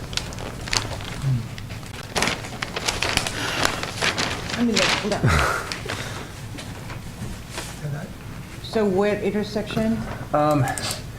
It's off of, it's, I guess if you extend West Moore Street down across Rock Creek, you know, currently there's no road there, and Right. it is designated as a downtown core. But I would think that, I don't know what the gray is. It says transportation. The gray is the railroad tracks. No, I'm south of Jackson. All floodplain right there. Where the industrial meets the core. Yeah, I'm And there's the industrial, the core, and then there's like a park. the field across the street from St. Paul's where there is a lot of baseball practice and football practice, and then abutting that, it looks like you have a downtown core defined to be in that flood zone that I would think would want to be. I would want to. That's going to be where the new proposed Rock Creek Park would be. Yeah. Does it need to be zoned downtown core? Should it be zoned? I think it is, it should be in the core area because the southern boundary is, You're talking this whole. it is, talking- it's in I'm talking the right red here. area. You see I it? think he's asking if it should be. Is that correct? Yeah. Not whether it is, but should it be? Like the field across from St. Paul's there, West Grizzard Extended, Well, is gray. I don't know what that. What's gray? I think that's like, what's the place where you can, Lighthouse. yeah, Lighthouse and all that area. What's it, Like, not Lighthouse, what's the place where you can donate clothes and stuff? The attic outlet. Attic Outlet, I think that's outlet. industrial. Mm, Light, I think what you're calling gray is like kind of light purplish. Those are factories. That's industrial. It's It's old industrial, yeah, it looks That's just an old like. warehouse. Old wood. Yeah. So the back of the church property where the green, where there's like a big, yeah, That's there's the a big Wilson- playfield. that's the Wilson, That's right? industrial. The It's Wilson, floodplain, but it's in the industrial place type. And then that property that's right kind of at the bottom of the hill, catty corner from the new police station, that is in the urban core area. It is Wilson. Yeah, Wilson runs the length of Growl Lane. But yeah, there's I guess the southeast of that gray industrial area is zoned, or not zoned, I shouldn't say, but it's designated as downtown core. And I thought that we had kind of wanted to have some distinction on expanding the Rock Creek Greenway and stuff like that into essentially that area. I mean, it's a floodplain right now anyway. So I don't know if that needs to be, if that's the right color. That's just defining the downtown area, right? Well, it's defining the downtown area, but, I mean, so what, even though the area is floodplain, we still, that property is under private development, private ownership. So you still have to designate a place type for it. You can't just say, well, it's floodplain, you can't develop it. They still have the right to develop something. Not, the entire property is not floodplain. So this specific piece of property is owned by a private individual. So we have to, Okay, so it has to be something. legally, you have to give them some development potential. It could be developed with an urban scale use that is, that goes along with the Rock Creek property Okay. concept. Or this, I mean, or the city, could buy the property and make it a park. We haven't had that discussion yet. We haven't gotten that far yet. But to change that would make it what's there. You could certainly non-conforming, change it, right? Would the area he's referencing be basically this? I think what, Maybe, yeah, that's probably true. Yeah. Well, I think what he's, Okay. I can't speak for Paul, but I think what he's saying is that, I can't even remember what page the Rock Creek Park is on. the thing I'm looking It's at- further, You're saying make it green instead of red. Yeah, but if we can't make it green. Somebody's already there. make it, what is green? Parks. Parks and Rec? Well, but again, Parks and Rec are for area. I understand that, It's a yes. little bit of a slippery slope. Okay. Parks and Rec are for city-owned property. It's not necessarily appropriate to designate a private property. Okay, your land, it can only be a park. Well, are you gonna, I get that. is the city gonna It's buy it, Trying Right. to decide, my interpretation of this map is kind of like what we want it to be, I would I know. think. And so I understand. but I understand why we can't do it I just have to think of too. the other, I have to consider the other side of it Yes, too. understand.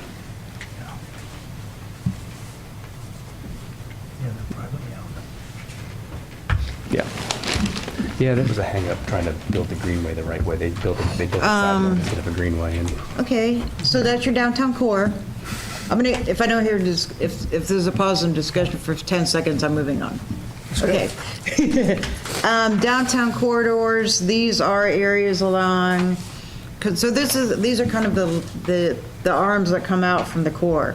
So this is kind of your South Jackson Street area by, let me go back to the map here. Immediately off the core. So kind of down by the South Jackson Civic Center, getting almost to Carroll Street.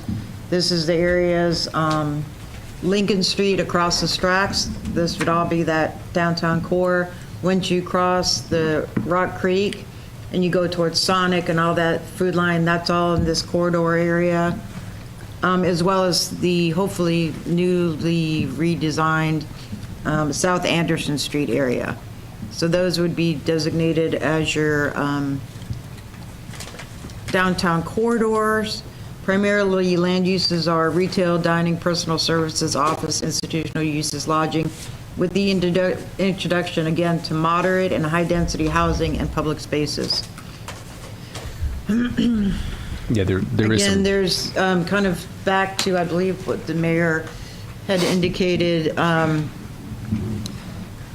I said earlier, there's been a lot of public interest in new opportunities for apartments, duplexes, townhomes, while at the same time trying to protect the property rights and investments of the established single-family neighborhoods.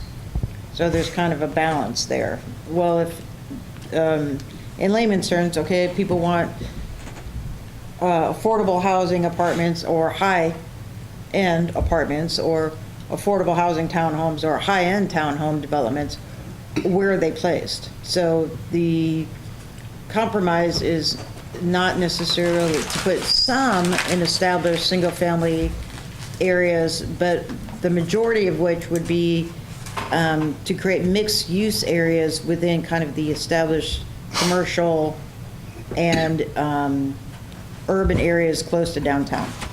So that's why you're seeing this inclusion of medium to high density starting to pop into these commercial areas. And these can also be vertically, one thing that I have, I've talked to Mr. Brooks about it a lot and other people at the city, that I'm not seeing a lot of here, if any, no vertically integrated uses. So there's a lot of opportunity for all these one-story office, retail uses to build provided they meet building code and structural code, to build second stories on all these established one-story non-residential buildings and put all sorts of apartments up there. There's quite a few downtown buildings that you see on Lincoln, and all those second stories, those could all be apartments. When you So say, there's a lot of missed opportunity. In my professional opinion, there's a lot of missed opportunity for increased housing within our existing building inventory. when you say This could affordable, implement that. Go ahead. I'm sorry, Daniel. when you say affordable, you're talking like what normal people can afford, Any not, range. I not mean- section. Any of it. It could be Section 8 to, Currently, you can only do that in an R3, right? we don't regulate the price of units. Right, but you can't build So R3 could be an apartment apartments. building. The building could be Section 8, or the apartment Right. building, each unit could go for $4,000 a month. It could be a high-end apartment building. I mean, I don't think we want subsidized housing in our downtown We don't. core, but we do want, I mean, I'm a normal person. I can't afford a $300,000, $400,000, $500,000 home, so that would be Townhome. great. Typically, the market of the I just think specific affordable is a sub-area big kind of word. regulates the type of housing. Typically, zoning and land use doesn't regulate the price of the housing, because you have to comply with Fair Housing Act. So usually the market drives that. So an apartment is an apartment. If it's in a lower income part of town, then the market will drive that the apartment will probably be at a certain rate. If there's a apartment complex that's built in an affluent part of town, the market itself will dictate those prices. Right, so we don't regulate the price, but we No. do regulate and say, hey, you can't build an apartment complex here. Here, And we right. do that through. Or you could build into, once we get into more of the implementation mechanism of the plan, the zoning district, you could establish like minimum sizes, like each unit has to be at least 2,000 square feet. That by nature would start kind of formulating the type of product you want in a certain situation.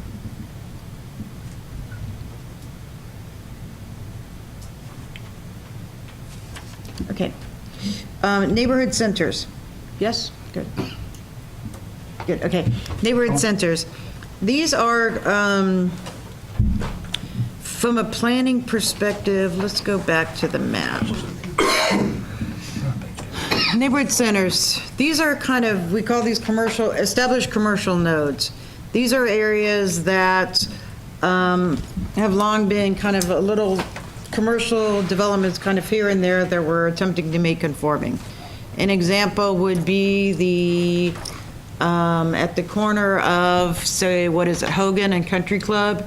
There's like there's like 3 little buildings there. There's the trophy place, the barber shop, the children's clothing store, and then there's the trophies shop, and then there's another, maybe forgive me, I can't remember, Right, maybe a there's pet grooming place. I think there's That is a little bookstore. commercial node. Commercial node, it's surrounded by residential uses, but they're kind of older, historic pockets of commercial that it's appropriate to make conforming with these neighborhood center commercial nodes. Typically, you don't establish these neighborhood centers in new vacant areas. They're to acknowledge, like I just said, little commercial activity centers that tend to have uses that feed off the surrounding residential area. There are no edits proposed with that category.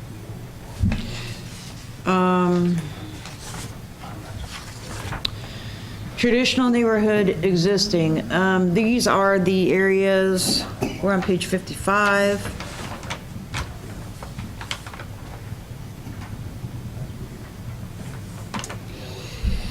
These are the older neighborhoods of town, relatively high density, primarily residential. These areas extend to east to Roosevelt Street. It extends roughly 5 blocks to the north and south of Lincoln Street. Other locations are on Jackson, on both sides of Rock Creek. Traditional neighborhood existing. Let's see. On your map, these are the bright orange colored neighborhoods. So these are the neighborhoods south of Roosevelt, Grizzard, Moore, Grundy, Anderson, Polk, Poplar, Cornish, kind of those areas surrounding the elementary school, as well as across, kind of over towards where my office building is on Collins, on the other side, back behind Food Lion. So these are the older established neighborhoods. Basically, they would remain as they are. A lot of these areas are already established or zoned to be R1 or R2. The minimum density of the single-family housing would be 4 units per acre, which is R1, with the maximum density of 15 units per acre to higher density residential. So there is some incentive built into the plan to increase the density in this area if a developer were to come in, as I said about an hour ago, where if you could get 15 dwelling units per acre, it might make economic sense to go ahead and buy 4 smaller single-family houses in an established area and end up coming up with an acre of land, and then you could get 15 units. You could do a moderate or modest-sized townhome development or a couple of small apartment buildings. And remember, like the 15 units per acre, that's a maximum density with the consideration you still have to get parking in, detention, and landscaping and all your infrastructure. So that would become an incentive, again, like I said, we get a lot of very small developers wanting to come in and do like 2 or 3 duplexes here or there and everywhere, but with the very low density that the current plan and zoning allow, it's cost prohibitive. But if you could get up to 15 dwelling units per acre, that if itself would, the extra rooftops that they would get would be the incentive. There is language that says it is generally more walkable than the Tullahoma suburban areas. Infill buildings should look to surrounding older buildings to determine the appropriate building and setbacks. So what I anticipate is that when we go to the zoning regulations for this new zoning district, there would be language about breaking up buildings so they have the same mass and scale of, say, the surrounding single-family neighborhoods. So it would prevent one big building with 15 units on it. We would say no more than, one building can only have 3 dwelling units attached before you had to start the next building, trying to keep the building small, similar in scale to the single-family houses, as opposed to, we can kind of control the massing and scale to make it more integrated into the development pattern of that area.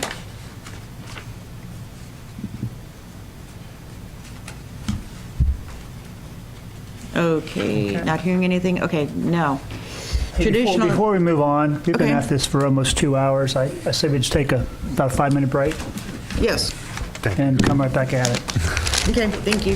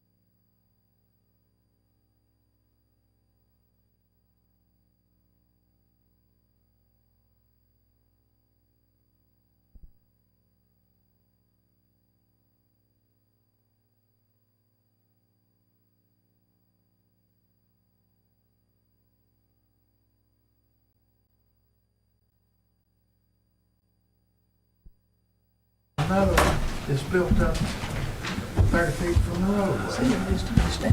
Am I being clear? Am I being clear as I'm explaining things? Okay. Okay. It's terrible, Mary. No, I just want to make sure you understand. We need to keep some. I don't understand. The only thing that I was lost on was the garages. The what? The only thing I was really lost on was the garages. Yeah, that's what I was like, let me show you. Oh! Yeah, I know. I thought it was the corridor. They call them, we call wonder, is there a planners spot call for them me in snout front of houses. The snouts, the garage snouts sticking out. We do. They can look really good, but it's like, I get the point. In the city of Tullahoma. Okay, traditional neighborhood new, I think we're there. Okay. This is a mildly exciting concept. So, if you look at your place types map, these are the area, these are primarily large, undeveloped or underdeveloped residential areas in the suburban parts of town. They are either light orange or they're the yellow with the polka dots on the map. These would be areas where a developer or a property owner would come in through the planned unit development process to do a large mixed-use product. By mixed use, it says that relative to other parts of Tullahoma, this place type residential density could reach as high as 20 units per acre for specific housing types, but gross density should be much less. Optimal land uses range in a range of house and lot sizes, opportunities for attached housing, which are townhomes, multifamily, and some limited commercial. So they have also provided a visual example of what these would look like. So, let me enlarge it for the public. So, originally, the developers had, on page 55, the minimum site size, you would have to start with at least 20 or 25 acres. The steering committee wanted to reduce that down to 10 acres so more properties could take advantage of this option. If it's in light orange on the place type maps, it's already in this traditional neighborhood new designation. If it's polka dot, if it's yellow, it's suburban low neighborhood, which is R1. But if it has the dots on it, it has the option of invoking the traditional neighborhood new design standards through the planned unit development process. On the map, this is a very common planning technique. These are called mixed-use developments, where you are on a main road, usually an arterial or collector. You have a very large undeveloped piece of property, say 10 acres or greater. There's some commercial development on the front, then the front being closer to the main road. Then there's some townhomes and apartment buildings, and then the rest of the development are different size lots for single-family detached development. The steering committee tended to generally like this idea. I will say if you look through the survey in your appendix, when asked, again, we had over 1,200 residents answer the online survey during our public comment period last fall, which is a huge number considering that we only have 20,000 residents. A mixed-use development housing type was the #2 most requested type of housing. So there's definitely a public interest in living and having these types of housing developments.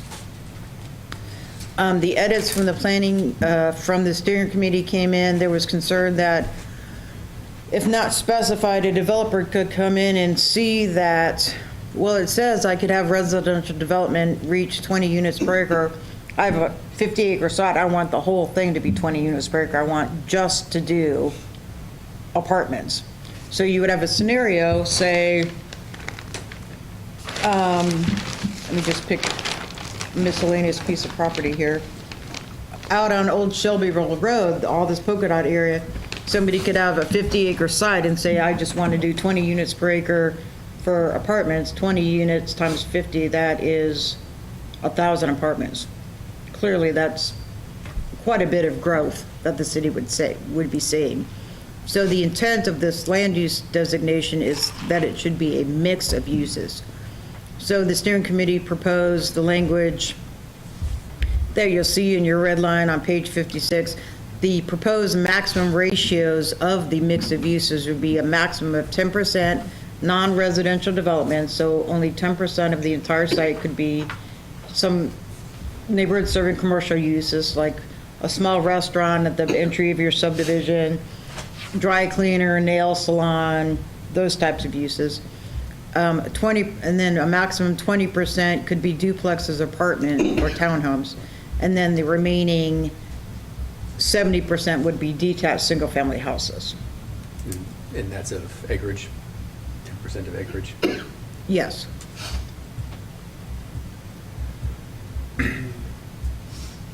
Would a condo fit as a single family? A condo would be within the 20% of duplex, apartment, townhome developments. Okay. So those would be your condos. So if you had a 100-acre site, theoretically, which is a pretty big site for within the city, but if you had 100 acres, just for a nice round number, 10 acres of that could be for commercial development, neighborhood serving commercial development. 20 acres of that, with a maximum density of 20 units per acre, could be duplex, apartments, townhomes. So that would be about 4,400 townhomes or apartments or a mix thereof. And then the remaining 70 acres, which is generally, say, 4 units per acre, that would be 280 houses. I'm not the arithmetic person. On the low end of that, what is that? What do those numbers look like? So you got 1 acre. So if it was a 10-acre site, 1 you'd have acre. 1 acre for commercial development, which isn't bad, because commercial developments don't take up that much. I mean, the parking takes up a bit of land. But you could get a little strip of commercial development on 10. Then you would have 2 acres for duplexes, apartment, townhome combos. So 2 acres times. So you could get like maybe 40 units on 2 acres, max. Again, you have to take into consideration the land taken up for the parking spaces, the detention pond, this, that, and the other. And then the remaining 7 acres would be about 28 houses. Those would be single family? Single-family houses with the range. Some could be quarter-acre lots, some could be 10,000 square foot lots. They could vary their product. So Again, and this would all be approved through a planned unit development. That would be a requirement of this place type. Everything had to come in as a planned unit development.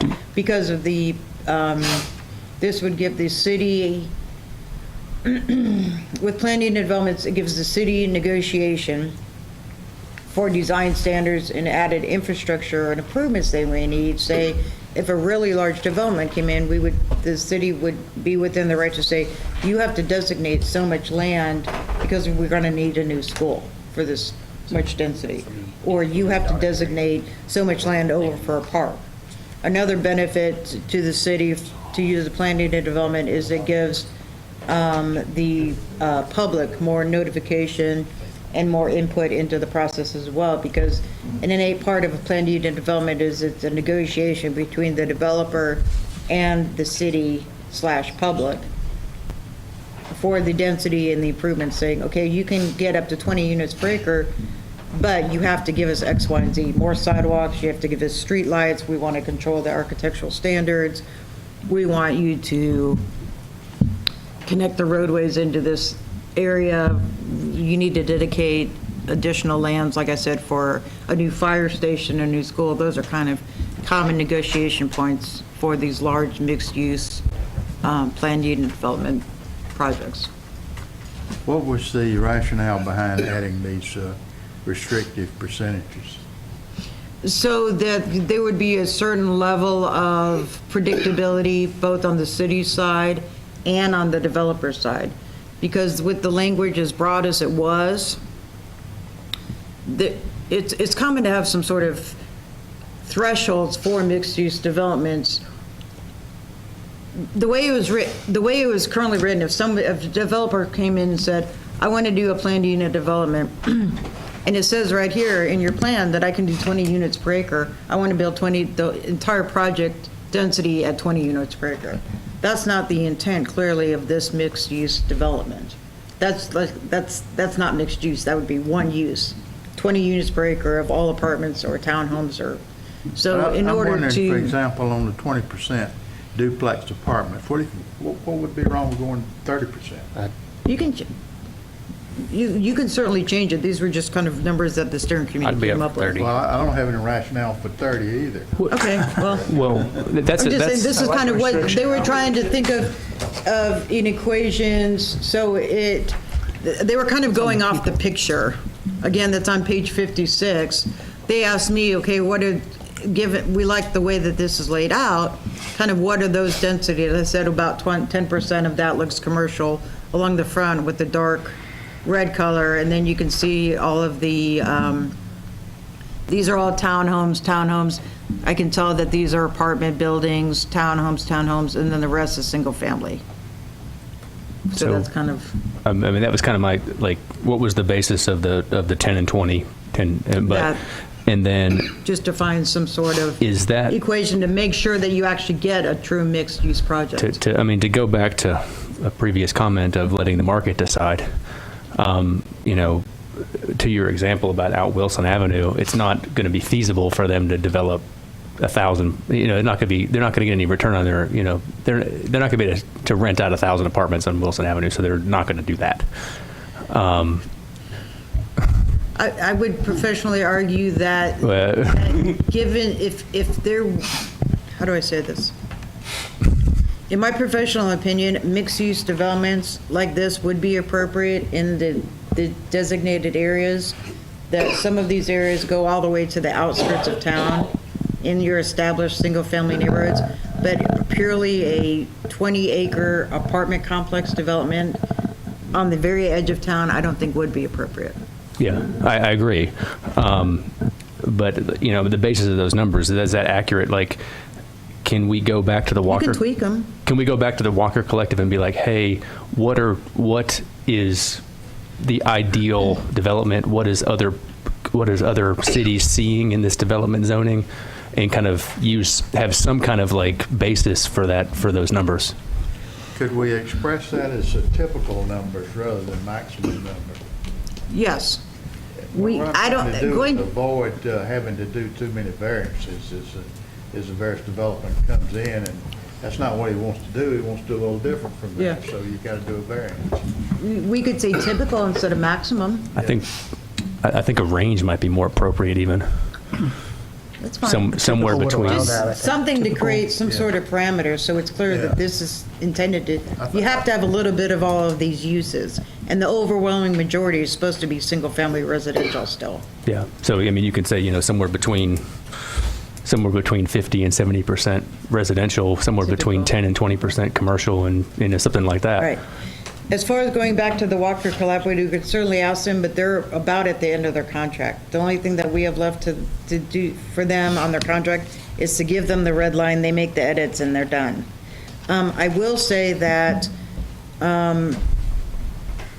for what it's worth, professionally, these types of mixed-use development, I probably have reviewed and approved at least, say, 50 of these. Okay. These are a huge component of the development in Florida, where I worked for like over 12 years. I'd review one of these every 2 months. Yeah, I think they're very popular. These percentages are about right. Yeah, I just don't want to be overly restricted and have to grant a lot of variances because they don't Right. exactly comply. Right. But like I said, I think it behooves the city as well as the developers to have some sort of level of predictability. Is this the orange and the polka dot, or just? Yes. So basically, everything that's left to develop becomes this with the restrictions? That's what the I don't like that at all.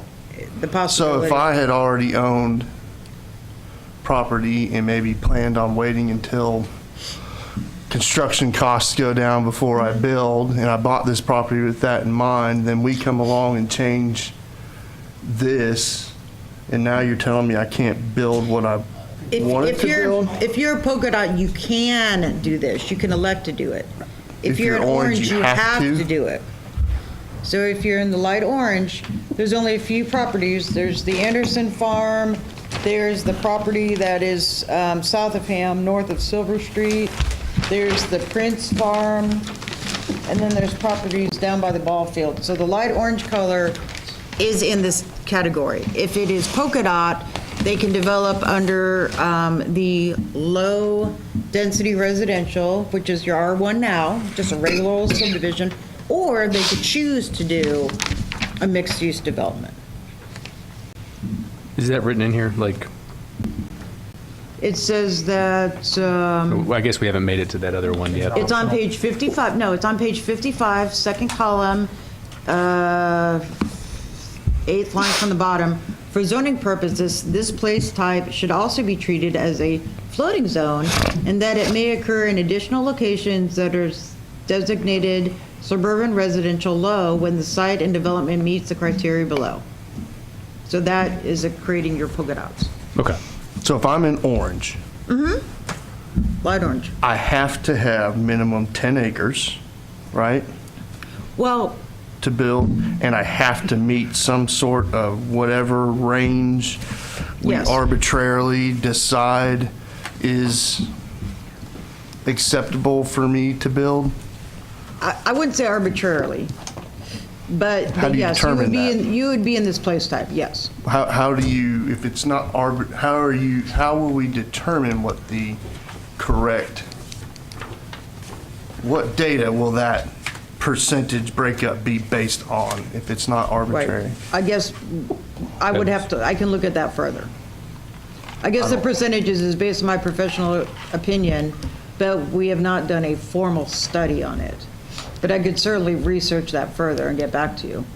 I would like to, I Like don't like this, tomorrow. I don't like that at all. That's just my opinion. Okay. Yeah, I mean, I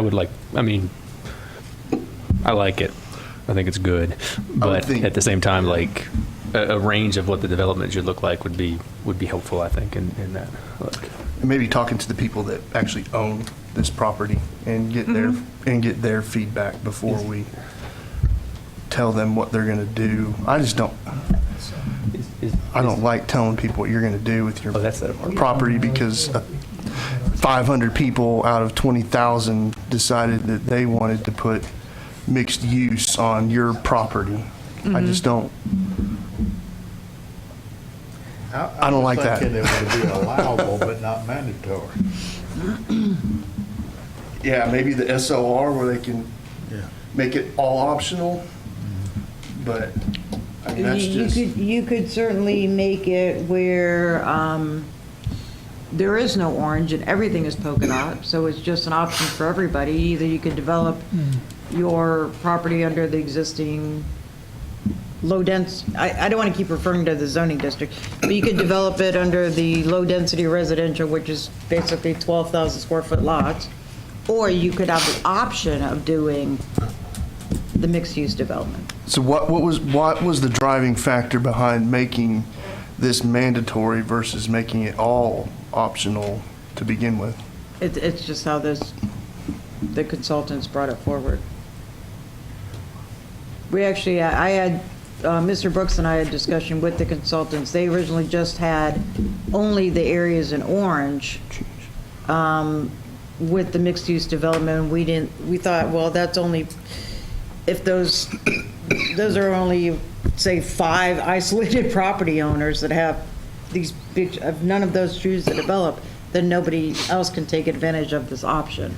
So it was through discussions with staff that the consultants kind of broadened the scope out and created the polka dot areas where more property owners took advantage of this option. But the planning committee, you can, again, this is your plan, you can certainly go the other way and just remove it, If you make it, the orange at all, and make everything polka, make the orange areas polka dot, so it's just an option for everybody. if you make it mandatory, and these landowners didn't like it, I would think they would take you to court and win.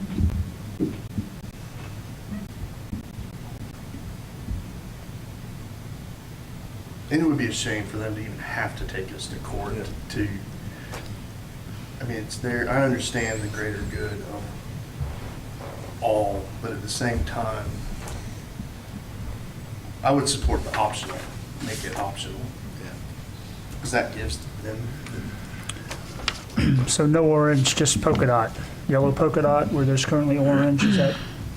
and maybe find a way to incentivize a mixed, however we do that, whether it's, I don't know, expedited permitting, or maybe find a way somehow to incentivize that mixed use in those designated areas, like we had talked about incentivizing some of the commercial districts. I mean, just the presence of commercial and almost 20 units per acre, that in of itself is an incentive. Well, I mean, not if I'm a builder, maybe. If you're a builder, yeah. Because you can get that many more A rooftops. lot more units with a in. limited amount of, They're definitely incentivized just to get more units per instead of acre. getting 20 houses on a mile of new road, you could get, instead of getting, let me say it like this, instead of getting 20 rooftops on a mile of road that you just built, you could get 200 rooftops on a mile of road you just built. That's that much more profit. So So if it's developers, optional, they'll do generally, it. the incentive, they want more rooftops, as many rooftops as they can get. Is this really, the orange on here, is it really holding anybody, the landowners accountable to this at all at this point? Like, are we going to create a new zone for this? I mean, I realize that's probably putting the cart before the horse, but like we're kind of, we're designating what we want these uses to be, not necessarily, we don't have stipulations on what, we don't have zoning restrictions yet on No, this, on these we don't. things. But the zoning restrictions will be built off this plan. Yes.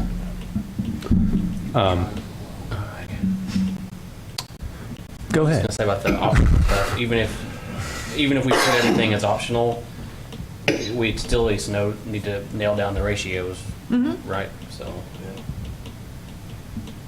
Well, I just don't want to see them nailed too tight. well, have we put it to some form of ratio so we don't have Right, 1,000 units on. yeah. Are there a range or typical? I like Yeah, typical, you know, it gives us a little negotiation, Yeah. Yeah. but But have it based off of something, some sort of data point, not just, Okay. Yeah, I do think that it should be data-driven decision for sure. I mean, just kind of what maybe a the community's our size in our rural area, income levels, et cetera. Mary, there is an extra property here that falls under that. It looks like from it's the Country Club Apartments, I think is what it is. It's next to East Middle School, basically.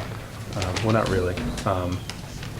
real close. Yeah, it is. Yeah, it's South of the end of Hogan. currently- The end of Hogan yeah. Street, the end of Hogan Street. the north end of Hogan Street, north. North. Like Yeah. is that into the same thing? Is that what? Is that the same zone? The traditional neighborhood new? Yeah, it's the orange, Okay. I just didn't. The other ones are very clearly. They're a good chunk Yeah, of it's all, town. yeah. That's all the orange. Okay. Again, the consultants were trying to find large, undeveloped, or when I say undeveloped, it's not completely barren. It could have like one house, one or two houses on it. But large, undeveloped pieces of property in the city under single ownership. So a developer could come in and buy a big chunk of 50 acres from one party and do this development. Understood. I'll make a comment to this Anderson Farms. I mean, that's 160 acres. So it's pretty good Yeah. space. I mean, there's currently a developer that wants to turn that into this mixed-use scenario. And it's very similar to the ratios we've described. The only difference is they don't have any commercial component. They just Yeah, have that's true. No townhomes commercial. and single family. Yeah, no commercial. That's true. That would require, so we would require them to have commercial, not, and what if they couldn't find something commercial to go in there? Just designate the space. You just say, maybe someday a Starbucks will go here? And just leave it? We can change it however you want. Do you want to change it? You start your own coffee shop up there.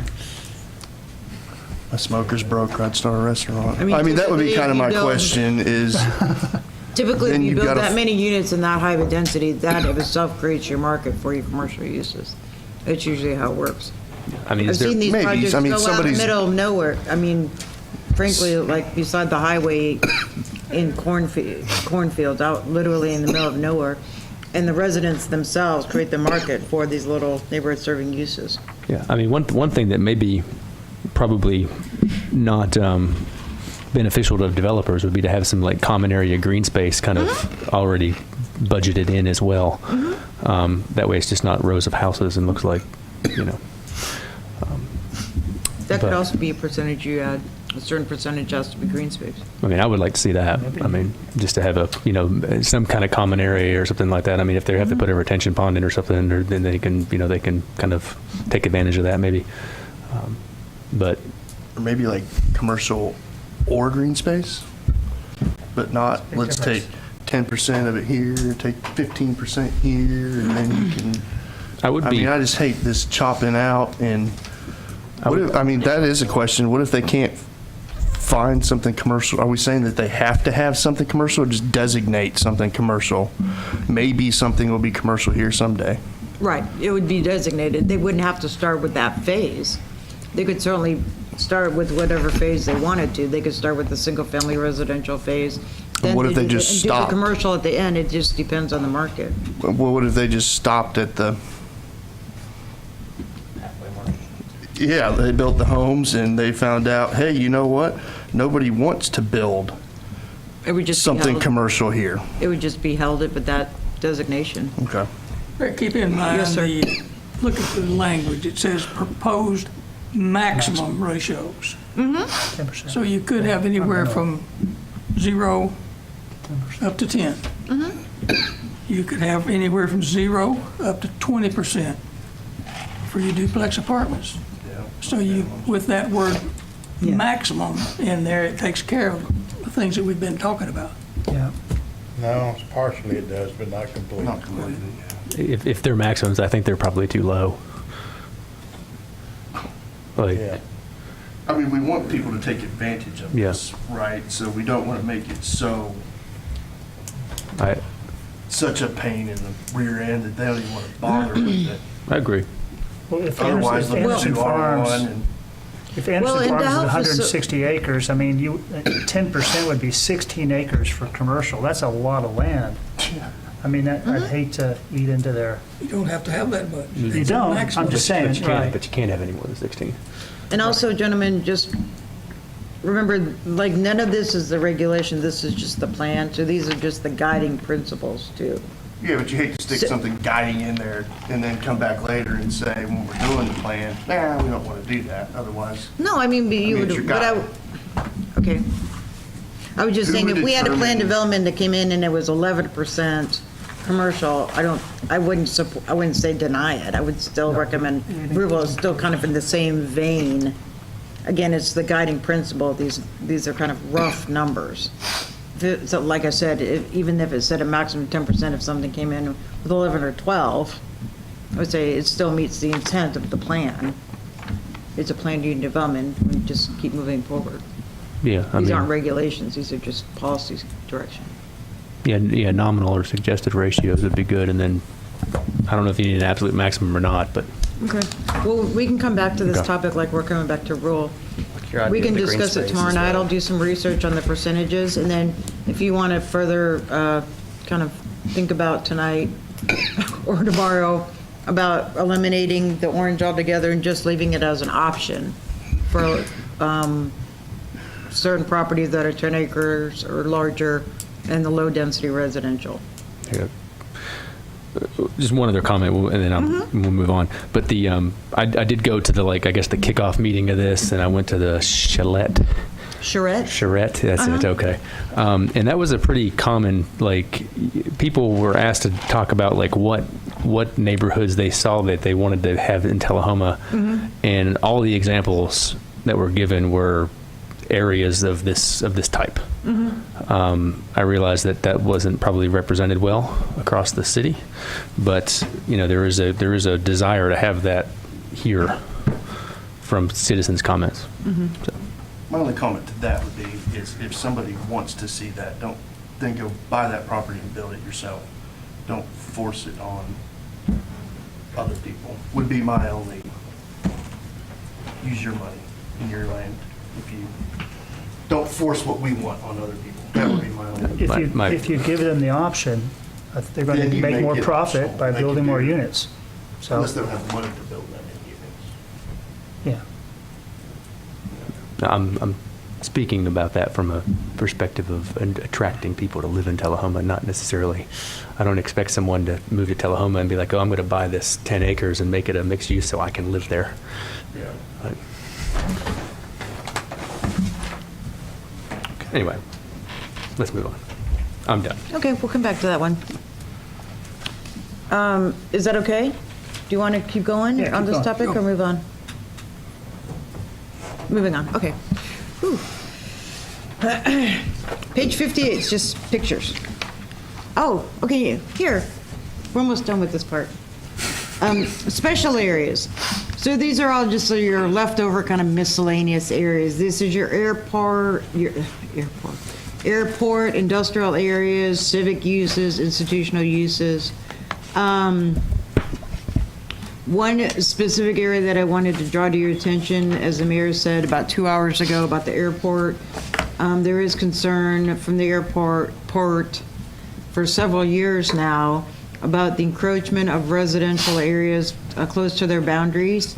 So the airport zone is extending out onto, currently the airport zone is just airport property. Now it's extending onto private property that surrounds the airport, and the allowable uses would be office, different types of office uses, and industrial uses. The steering committee also added in commercial uses are an option around the airport. Primarily, the only use that you could not do on private property directly surrounding the airport in the light blue color on your place type maps would be residential. Whatever residential development that is currently in the blue area is vested. Anything that's already gotten subdivision approval that's in the blue area or zoning approval in the blue area is vested. Is what? Vested, which means that they have the legal right to proceed. So we've rezoned property to R3 on Ledford Mill Road. We approved a 100-lot Lakes subdivision last year on Ledford Mill Road. Those are vested, those can proceed and develop. There is a 20-acre vacant piece of property on Ledford Mill Road that is in the blue designated area. It can develop as airport support uses, office, commercial, or industrial, basically anything but residential. Again, to try to coordinate with the strong concerns, I'll say, that the airport authority has with encroaching residential development close to their boundary. So somebody. There are also, I'm so sorry, Daniel. Also, keep in mind, as we just reviewed all the place types, there are huge areas of the city to do residential developments. Primarily, this and industrial areas and the office park are the only areas in the city where you can't do residential. You can do residential in any of the urban or suburban residential place types, as well as all the commercial place types. I don't know who owns that, but if there's a lot of residential going on out there, so if somebody bought it with that intent, what you're saying is, as long as they get it rezoned prior to us changing it, then they can continue to build residential there if they wanted to. Correct. So they just need to beat us to the Until this plan is gun. adopted, the current plan and the current zoning is in place. Yep. Are the ones we just rezoned, are those like right on the edge of the blue, or is it, or will it create like an island? Anything north, yeah. Like, I just know if the blue would wrap around the, No, the blue will still stay in place. It would become, we would leave it, how do I explain I'm it? sorry. Oh, We would leave it in the blue category for the place types map, but when we did the zoning map, we would zone it to make it conforming to acknowledge their vested rights. but I just didn't know if it was going to be like But if- on the other side, like. But if for some reason in Yeah. 10 years, okay, so, again, we're kind of going down a weird rabbit hole, but say we just rezoned a large piece of property to R3 for townhomes. He has the vested right to develop under the R3 zoning district, we'll rezone him R3. Say in 10 years from now, that project never took off and he wants to rezone the property, then we would look at the place type map saying you're in the airport zone, you can only rezone to one of the office, commercial, or industrial land use categories. That's when it would like kick in. Yeah, That's the easiest way I know how to explain it. yeah, if they don't develop what's already on the books, basically. Right. Yeah.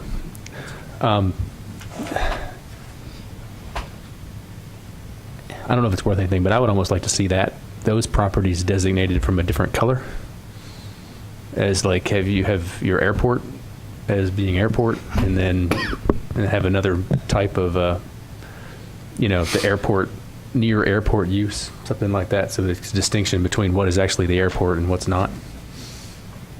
But, I mean, I know because I live here, but I just think anything north of Ledford Mill should not be airport. Not be affiliated with the airport. I'm just looking at the runways. I mean, I mean, I go back to if they Yeah. want to use it for something, then they need to buy it. well, it's, it's owned now, right? Well, I mean, It's the owned. properties around it. If they want to keep it from being residential, then they need to buy that property. Okay, I got you. Would be my, Because the airport is owned by the city, right? But everything north of that is just individual plots that are privately owned and either recently rezoned R3 or whatever, or are people are living on those lots. Yeah, they're either R1, We've approved. that one we've thing approved R3 subdivisions. or agricultural. Yeah. So I don't know why anything, I mean, I understand the airport's comments, they come every time we want to rezone something out there. But we also, it's been said before, we have a lot of citizens living right next to the railroad track. That's a lot louder and a lot more frequent than airplane traffic out there. I mean, I just don't see anything, I don't see why anything north of Ledford Mill needs to be affiliated with the airport.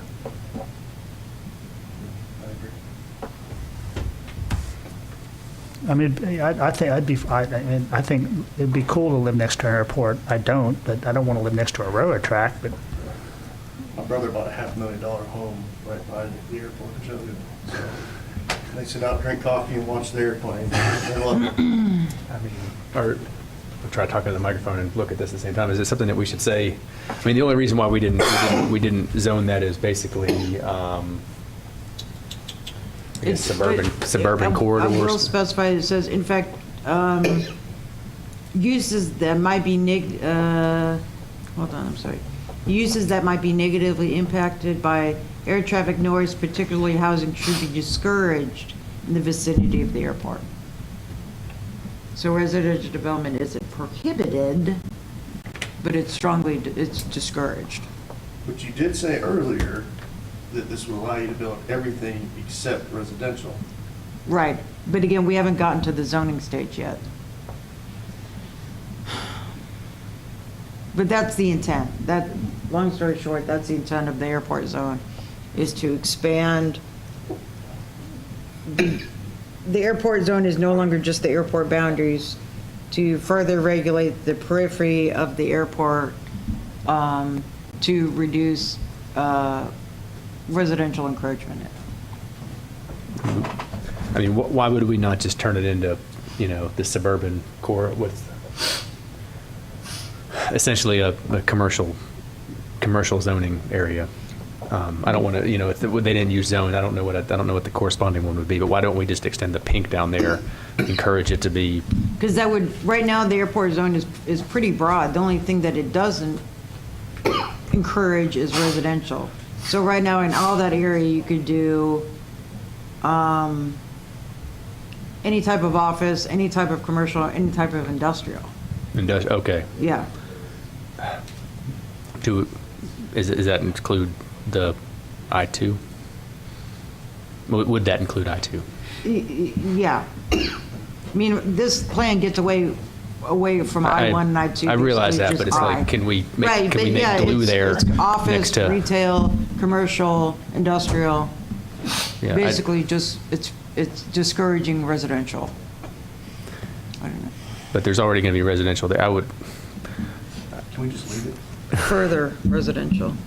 yeah. Well, I mean, the one thing I don't like about that, I think, is that we already do have existing homes going out there, and if we're going to say that we can put industrial right next to them, that's an issue. What, I'm sorry. We have existing homes that are going to be vested, have vested right to that zone from what they've already approved. But if we're going to say that you can do industrial out here too, and we can put like I don't know, some egregious industrial process right next to the residential, I mean, that's an issue too. We need to make sure that we kind of discourage that, because there is going to be Correct. residential out there. So I would almost say scrap the industrial, at least I-2. But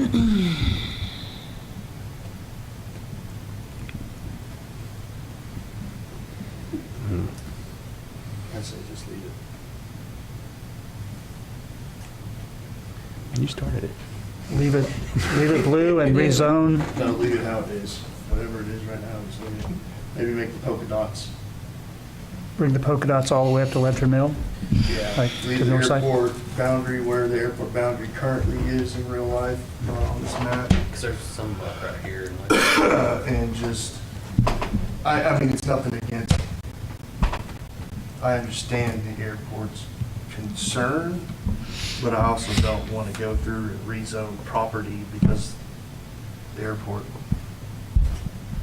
doesn't want residential around there.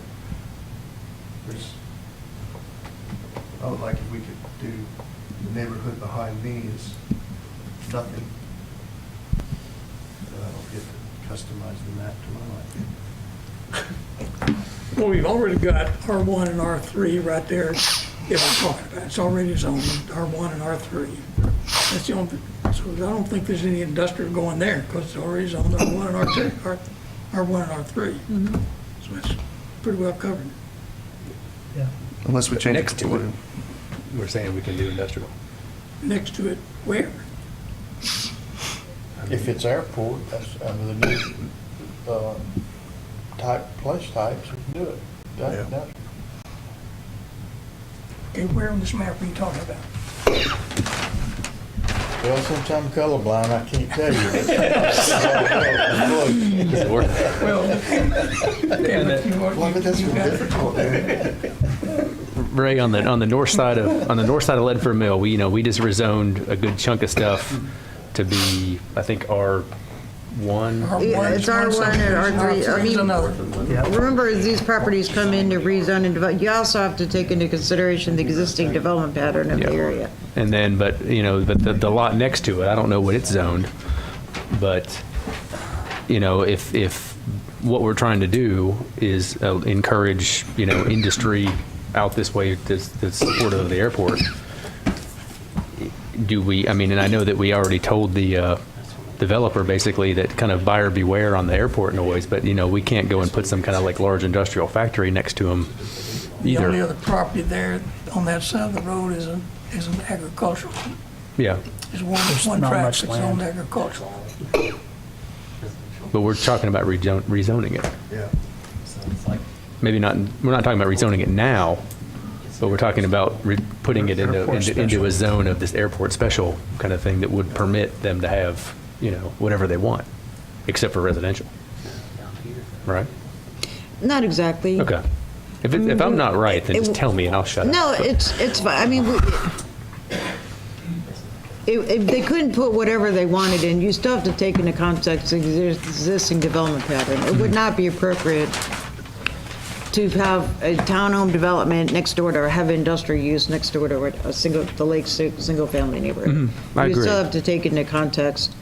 I would certainly say that there would be parameters for the industrial uses that we could build into, once we get to the zoning portion of the airport districts, saying compatibility with surrounding area and that type of language. Again, we're just kind of doing broad strokes at this point.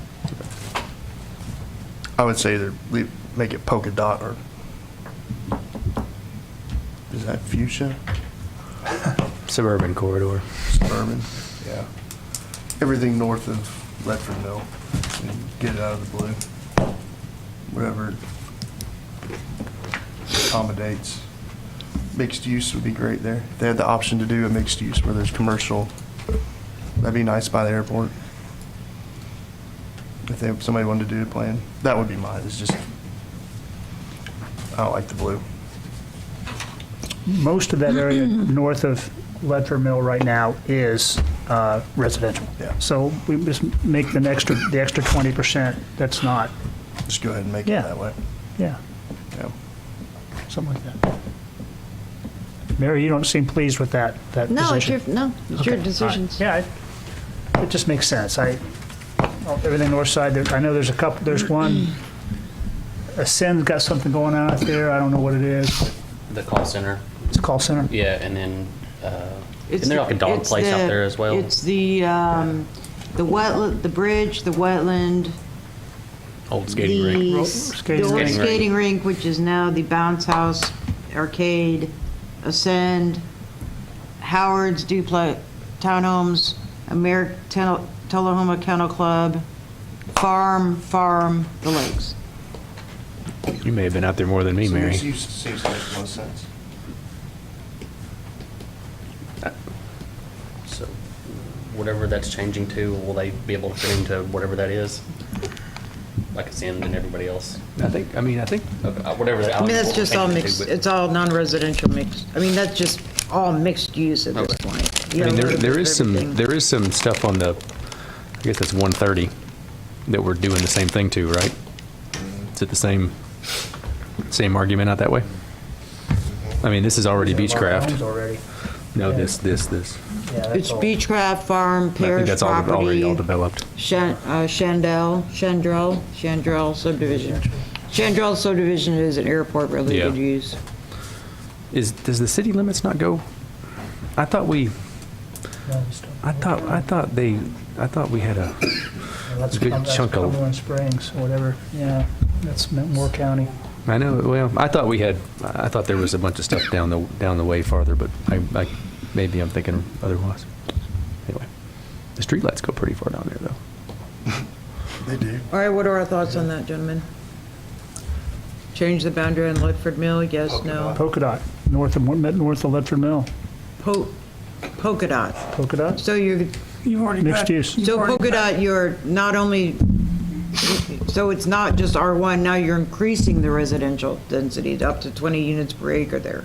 Well, whatever they can do to where they could do the commercial or the residential if they wanted to. Because it would be nice to be able to say, you know, that'd be a great place to have a coffee shop and some homes and some apartments for people who Can use we- the airport. Can we leave it at this?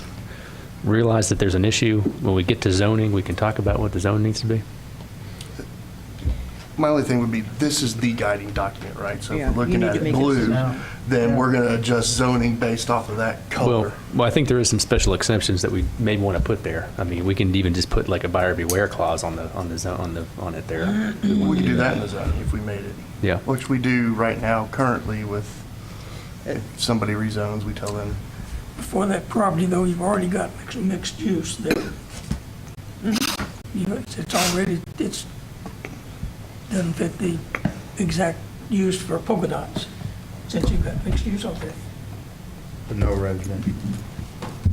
It's already residential. It's already been zoned It's all and residential. subdivision approved. It's all residential through here. it's what it currently is, but if she's Current proposing to it's change. currently residential, only 40 dwelling It's units per already, acre. already rezoned residential. But if it's polka dot, then you If it's polka dot, then just you coffee can, shops or whatever. so beyond, I'm just being, It's trying to be already zoned transparent, that way. because I have met with the Aviation Authority. If they're already So developing it. there'll be significant concerns from them with that We've already change. got plats out for development. Because not only are you're allowing the existing residential development, now you're actually incentivizing more dense residential development on that Then they need area to if you buy do that polka property. dots.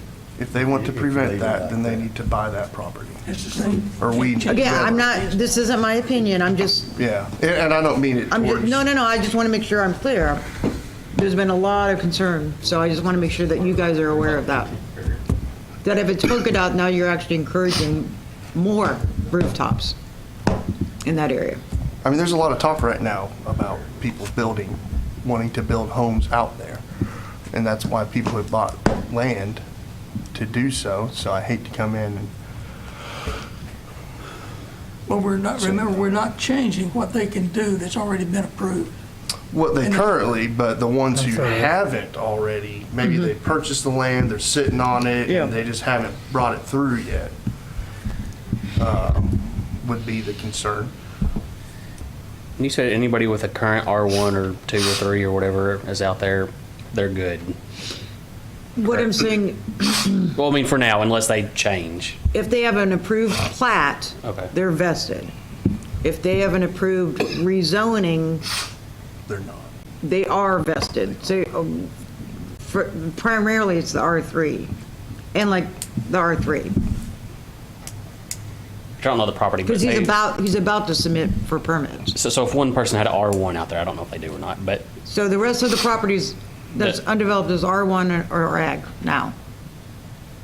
So they're farms or miscellaneous single-family lots. so could they build a house in a year from now if they wanted to, or is that?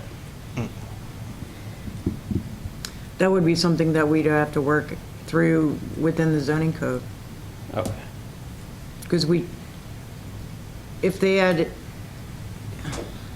So I was just thinking, like, say I bought this one tract of land or out you there. have an existing house out there on 4 acres. Yeah. That house, I guess, on black and white, it would become non-conforming because residential development wouldn't be allowed. But I think the intent is further residential subdivision Okay.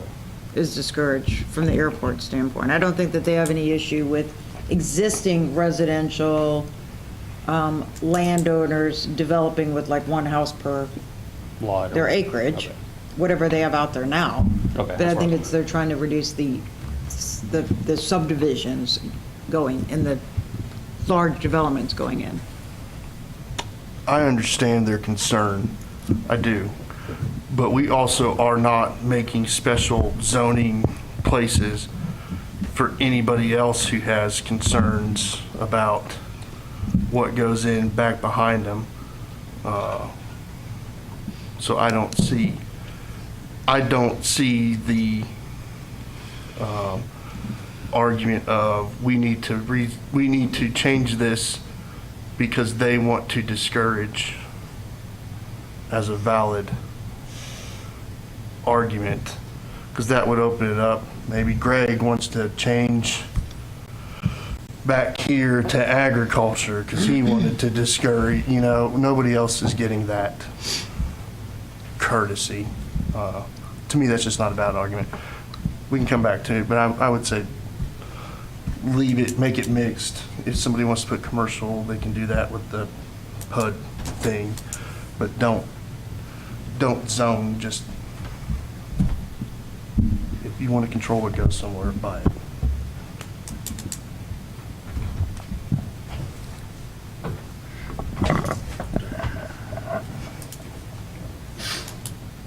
Do we have consensus on that one?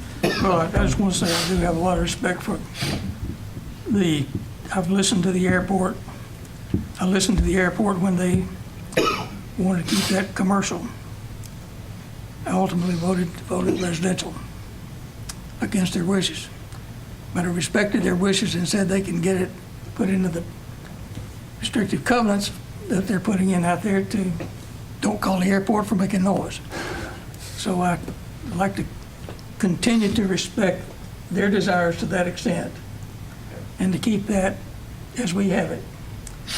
And I don't think it's making a special concession to them to avoid doing something that we're not already doing. So that would be my input. I agree with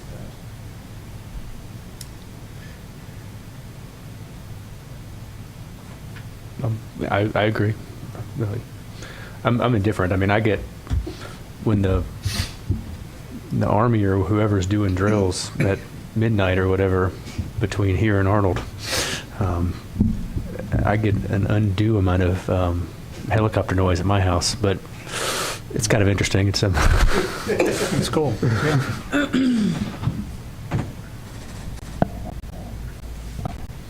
I think that's consensus. I think, yeah, I think So we the have- consensus is, I'm trying to make sure I'm clear. So the consensus is we would remove the area north of Lexford Mill and remove it from the blue and make it yellow polka dot. But would the yellow polka dot fit in that though? With the, like, would it allow a sin to be there? And Wilson is already there. No, well, I mean, I get that, but I mean, like, say a sin wanted to put another building right beside it or It's behind it. Or, mostly residential now, based on Yeah. what we've already done.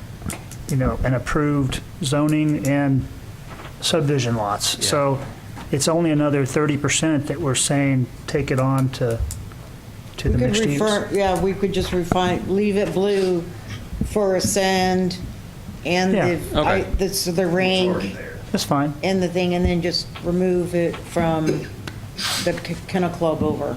Yeah, yeah. And if they wanted to come back in and do something industrial or like an Ascend, and then they could. They could ask for a rezoning because you've got Ascend right there, right next to it, Okay. if there were a market for that. And there's lots of land south of Ledgeford Mill where we can continue with the industrial development off of that new taxiway road, you know, down there. I mean, that was our 200 acres that we had figured out a while back. They put some huge hangars up there recently. Is there any discussion on the industrial lands? I mean, one good thing is there's quite a bit more industrial lands designated under this place type than under the current zoning or land use designation. So all the area that's along Mitchell and Mendel and all that whole area, Anderson, that whole area now is primarily commercial with a bunch of non-conforming manufacturer industrial uses. So now we're going to make it actually an industrial place type and probably an industrial land use or zoning district. We called it an One change I industrial did condo. have that I recommended doing is that on the place types map, along Anderson, you know where the bowling alley is and Vossel Barnett dealership, and then there's like an antique floor, kind of that area, that section of Anderson, they have as industrial, and recommending changing it to, I can't remember which one, SC, Suburban Corridor, the Suburban Commercial Corridor, to vest all those uses. Okay.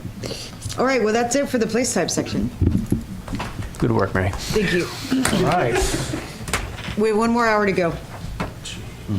It's okay. This was the hard part. Meetings are out of here. Oh, Thanks for coming by. mobility. Good night. That was the hard part. That honestly was, that's the hard section. I knew them, but I Mary, Are we powering through? one quick question. Yes, sir. What does SRL stand for? It's traditional neighborhoods, new, SRL optional? It's a mistake. I've already caught it. Okay. It was, knew them. as they were working on it was a concept that changed. Is it supposed to be It's not traditional new supposed to be- neighborhood? It's suburban residential, it's the polka dots. No, I know that, but it's like, It should be under suburban, it shouldn't be under urban. okay. Long story short, it's just, the nomenclature got muddied a I little just didn't bit. know what, I couldn't make out what. Suburban residential low, Okay. under the traditional neighborhood new we're clarifying it, we're simplifying it. Just go away. Okay, mobility. So mobility section, page 60. This is all of your transportation, your road networks, your sidewalks, your bike paths, your greenways, etc. Again, keep in mind any comments that you've received from the public as you're kind of going along through this section. There were just some miscellaneous typos corrected on page 60. Page 61 is the map of the designated place road names. I will say that a lot of most of the mobility section comes from the adopted transportation plan, as well as the recently approved Manchester Tullahoma mobility plans. So basically, the consultants took those two existing plans, morphed them together, found their commonalities, and put it in this plan of things to work on from those plans over the next 20 years with some tweaks.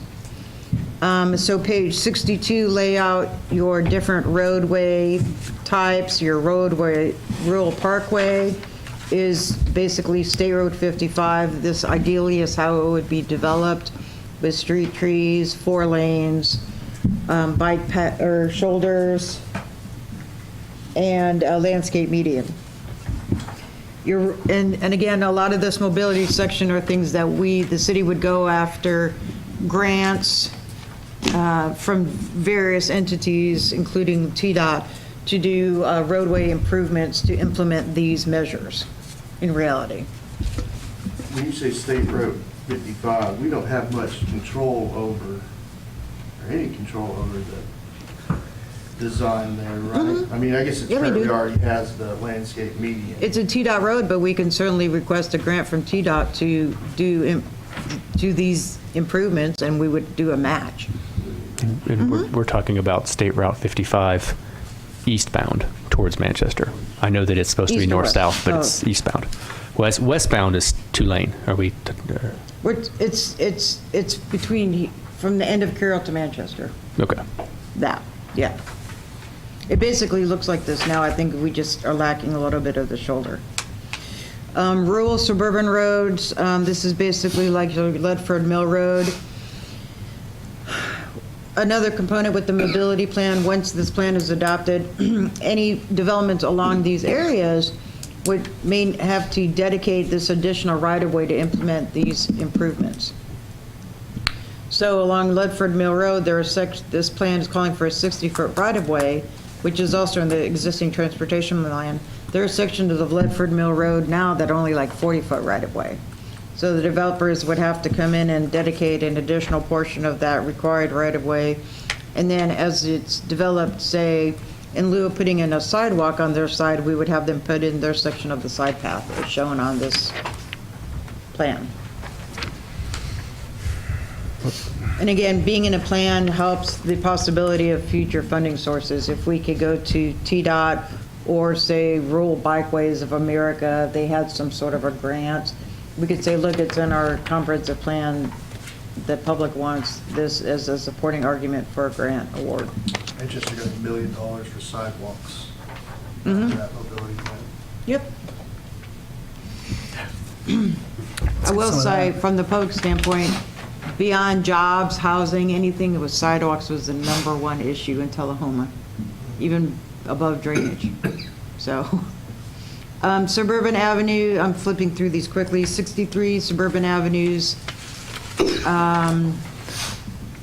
Again, this is a 100-foot wide right-of-way with, we don't really have any local examples of this, but if this was for a new development. Suburban Streets, this is basically West Side Drive, where you've got a 60-foot right-of-way with 2 lanes, sidewalk, and a bike lanes. So you've got 2 lanes, a buffer, bike lane, curb and gutter, planting strip, and a sidewalk. That's how West Side Lane could look. West Side Lane being from Lincoln down all the way to the city limits, within their existing 60-foot right-of-way.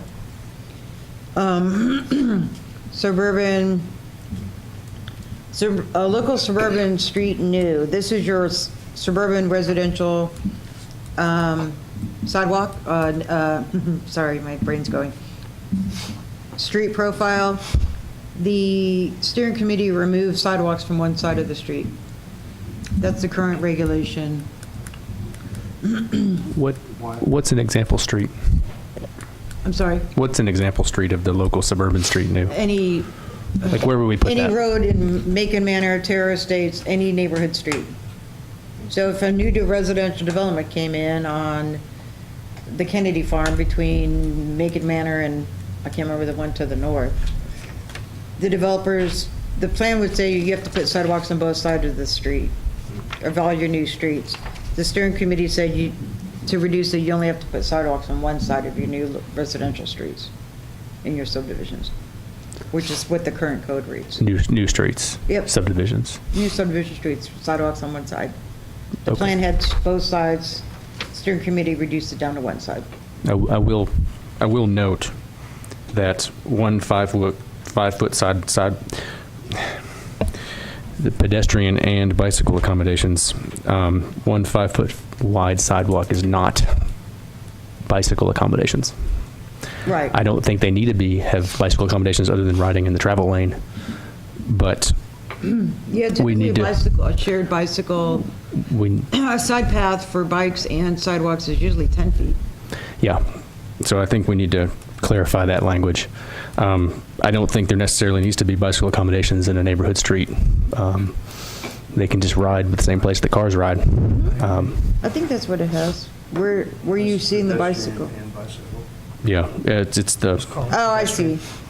pedestrian and Okay. bicycle accommodations. I'll put a line through that. Just make a pedestrian accommodations. That's fine. Good call. Okay, urban avenues, this is North and South Jackson. Again, these are both T-Dot roads. Basically, this almost looks like the existing profile it is now. You've got a center turn lane, 2 drive aisles. Oh, no, I'm so sorry. This is downtown, North and South Jackson, so in your downtown core. On-street parking, and then very wide sidewalks, 11.5-foot sidewalks. So Mary, And they've all been how much of vetted. that, how much of North and South Jackson does that cover? I believe that it covers, let me go back to the map. I believe it covers your urban downtown core area. Just urban core. We do have on-street parallel parking in that urban core currently. Right. As we get outside that urban core, I'd sure like to discourage on-street parking. Yeah. And it does. I believe that it goes down to the light blue color, which is your Suburban Avenue, which is on page, hold on. Yeah, which is on page 63, which does not have on-street parking. Mary, a couple comments on the urban avenue. First off, back to the bicycle accommodations. We need to do what we can to discourage riding a bicycle on a sidewalk where we're going to have pedestrians, especially if we're going to have a happening downtown. That would be police enforcement. Well, but here it says pedestrians and bicycle accommodations, one 11-foot sidewalk. Bicycle accommodations need to be on the street. I mean, I don't, because I don't think we want our police. Oh, okay. It'll I never. gotcha. I gotcha. Every day I come home Remove. from work, someone's parked on that sidewalk in front of your old building anyway. I don't even know why we even have enforcement. I gotcha. Okay. Good, I didn't catch that, 'cause that's a good point. So, and also, just kind of a philosophical thing is, and I know that we're not to the downtown part yet, but we're saying that we're going to have a 98-foot right-of-way for downtown. Right. And you're expecting a pedestrian, and your downtown goes on both sides of Jackson. So I think one of the largest reasons why we don't have why there's not more downtown activity and stuff like that is because to get from the east side of Jackson to the west side and vice versa, your pedestrians have to walk 98 feet across 5 travel lanes of traffic moving upwards of 40 miles an hour. I realize the speed limit's 30, but I think I would like to see the urban avenue better designed such to eliminate that center left turn lane, create a pedestrian island for crossing, and give more emphasis to people over vehicles in that area. I realize that it's a state highway, people got to get through it, but creating a mobility plan, creating this plan is not. The goal is not to make sure that we don't back traffic up. The goal is to make sure that the people can live in the space that we're providing for them. Do we have that much control over Jackson? We have a streetscape I coming in, mean- but yeah. But that's on the streetscape will be on we own to the top of the sidewalk, right? But everything else No, is state? No, I mean, the right-of-way starts at the edges of the buildings. Yeah. That's all right-of-way. We can have it in the plan to recommend, but ultimately it's TDOT's decision. That's Yeah. what I meant. You're talking about it. But it would be we could Turn lane discuss in it the with middle, TDOT. right? Yeah, get rid of that turn lane, allow the pedestrians to have some kind of Add a recourse. landscape median I mean, you would have to have a Yeah. turn lane onto Grundy. Yeah, you'd have to have turn lanes, lane but you can onto also, Lincoln. Turn lanes. That would ultimately be, we would just ask TDOT and they would say yes or no, right? but Yeah. those features exist. Other cities do those features to make it a more walkable and sustainable downtown. Not so much just move cars through it. Well, how many crosswalks do we have? Do you know, Mary, on North Jackson and downtown core, how many 3. crosswalks? 2, 3, 4. Grundy, Lincoln, Lauderdale, Lauderdale. Yeah. 3. So, I mean, Yeah, I mean, Right. you can cross. crosswalks make it Post safe office. for a pedestrian. Lincoln. Oh, I don't, I mean, right, I mean- is No, there they light- no, post office is Lauderdale. Is that Lauderdale? Yeah. Safer than not having. Lauderdale. A lot safer. I mean, you've got a Lincoln. red light Lincoln, and you've got a Grundy. crosswalk. That's it? I guess that You've is. got to go or stop. That was something I But- saw a lot of in the plan was people talking about re-engineering traffic on Jackson Street. And I think, and correct me if I'm wrong, and that's what I'm trying to get at, is it's not just as easy for us just to say, yeah, we can do that. That's ultimately the state's decision.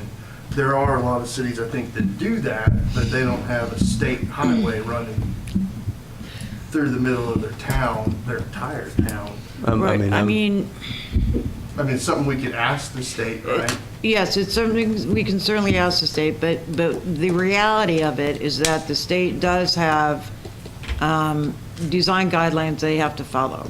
As an example, and I'm not trying to be discreet, I'm just, I'm not saying the state's not the problem. my sister's actually a transportation planner, ironically. So as an example, I don't know if this is true, but as an example, right here between Grundy and Lincoln, that distance, where it's FMO, City Hall, and Reminiscence, you've got a turn lane onto Lincoln, you've got 2 dual turn lanes. There's going to be a distance for stacking in those turn lanes.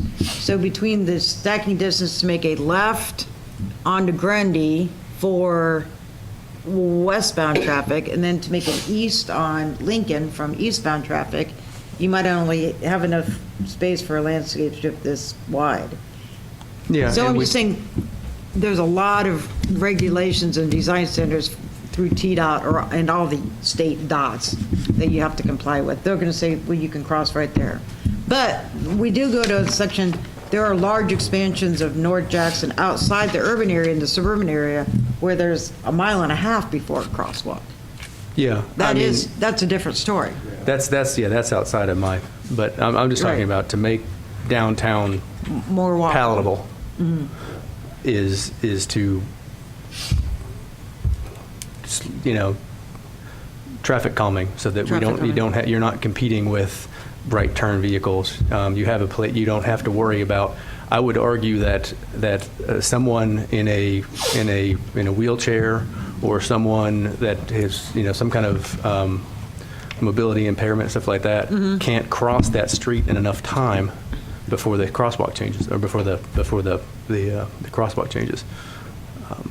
And I don't know that for sure, but I mean, there's other places that are typically more pedestrian friendly, typically have a safe space to go to in the middle, so they can do half across and stuff like that, or have an island in the middle, things like that. I'm I'll lose this to TDOT every time, but there's no reason it needs to be 5 lanes anyway. 2 lanes in a turn lane would be more than ample, and it would give it plenty of space for outside dining and things like that to happen on Jackson Street. And that kind of stuff is, I think, needs to be. TDOT may not like it, but that doesn't mean we can't. We can put it in our plan and say, hey, this is what we desire. Right, I hear you. I would just want to make, we set expectations. When we do hear somebody say, we need to re-engineer Jackson Street, I would like to see, we set their expectations and let them know, this is 99%. My understanding is what they're doing on Wilson Avenue in 3 years. From reading the emails back and forth, we asked if we could have some input there, and they said, no. No, it's done deal, it's happening. And it's pretty much just, you're getting it, and this is what the design is gonna be. So I think just from the expectation point, Right. that would be my only thing is, you know, when we hear somebody say that, I say, yeah, I totally 100% agree with you. But that's pretty much out of our control. Right. Yeah, but it's something that I want. And I think, Russian brick-in. Okay, moving on. I talked to him, he's my 65 neighbor. urban streets, local urban streets, new development, there were no proposed changes. Page 6, we have 45 minutes, guys, we're almost there. 66, page 66, road improvements and connections. These are the general new designated roadway improvements. Again, this is pulled from the transportation plan and mobility plan. Cedar Lane improvements, complete a corridor study and implement plan, complete streets and streetscape improvements for Cedar Lane. William Northern Boulevard improvements. A lot of these projects the city is already currently working on, by the way. Eliminate Lakewood Place, William Northern Boulevard intersection and add sidewalks. William Avenue, Avoca Road, Railroad Crossing where feasible. Let's go to the map on this one because this threw some of the members of the public. Let me go. One moment, please. What this is saying, if we all look at the monitors, please. This is exploring the feasibility of putting a new road, extending Wilson Avenue, Wilson Avenue.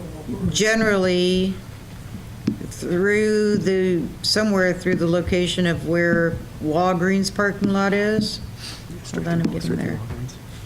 To connect through Brown Street and cross the tracks there. So I saw So that. it's right here. So this is Wilson Avenue, somehow make a connection through here to add another, and then there's already an existing cross street on Brown, which would ultimately funnel traffic from Avoca Road.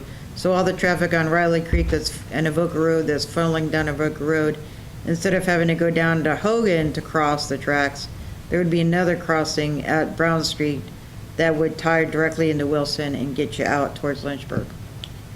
So that's what that proposal is saying, investigate the feasibility of that. And then the Anderson Street improvements, implement complete streets for Anderson Street between, I believe, maybe Grundy all the way to Carroll. So those are your main roadway improvements. That'd be awesome. Can you, on the map, there was a comment on number 2 there, the William Northern, and from, I don't have the comments in front of me, but from recollection, the comment left was something about that is Camp Forest or something like that. Can you, I believe that's a different. You want to comment? Yeah. Just so we can clarify for them in case they're watching that this is not the area they're thinking of. Yeah. This is that William- area right here where yeah. northern comes Yeah. in. We call it the wishbone. Yeah. You'd be eliminating this section right here. The comment was, William Northern Boulevard improvements do not eliminate Lakeway Place, William Northern Boulevard intersection. This is a historic road providing access to the Camp Forest Air Station and the barracks that once stood ground west of Cedar Lane. It goes on to say, incorporate a traffic circle roundabout in this location. This will improve traffic flow. But that's I think the gist of what you were talking about was that first Yeah, I paragraph. think maybe you just I just wanted you to show it, just to Right. kind of set them at ease that that's What not. that means is looking at eliminating Lakeway just in this section from here to here, just this section, maybe straightening this out. So William Northern would come in right here, and then possibly, if there would have to be a signal warrant study done, probably with the Cedar Lane study project that we have, we're about to begin, to eliminate. And then Cedar Lane would stay as Lakewood Place will probably stay this way because we still have to allow access to 7th Street here. So basically, it'd be eliminating this road bed here and probably straightening this out a little bit to make this a viable building lot. With this roadway Yes, gone. let's do it. Let's do it. Let's get the That would money. open that up. Find the money. Thank you. I had read that comment, and I think that they had not placed it properly. And that's a project that's been apparently discussed for years. Yeah. Okay. Can I ask about the feasibility thing for the Voco Wilson Lane thing? Mm-hmm. Is that something that could even be possible in 20 years? Of course. Okay. That could be possible in 1 year. Okay. Or just the feasibility of it, or, Yeah. okay. Yeah, just, we already have a railroad crossing there on Brown Street. This is a vacant piece of property.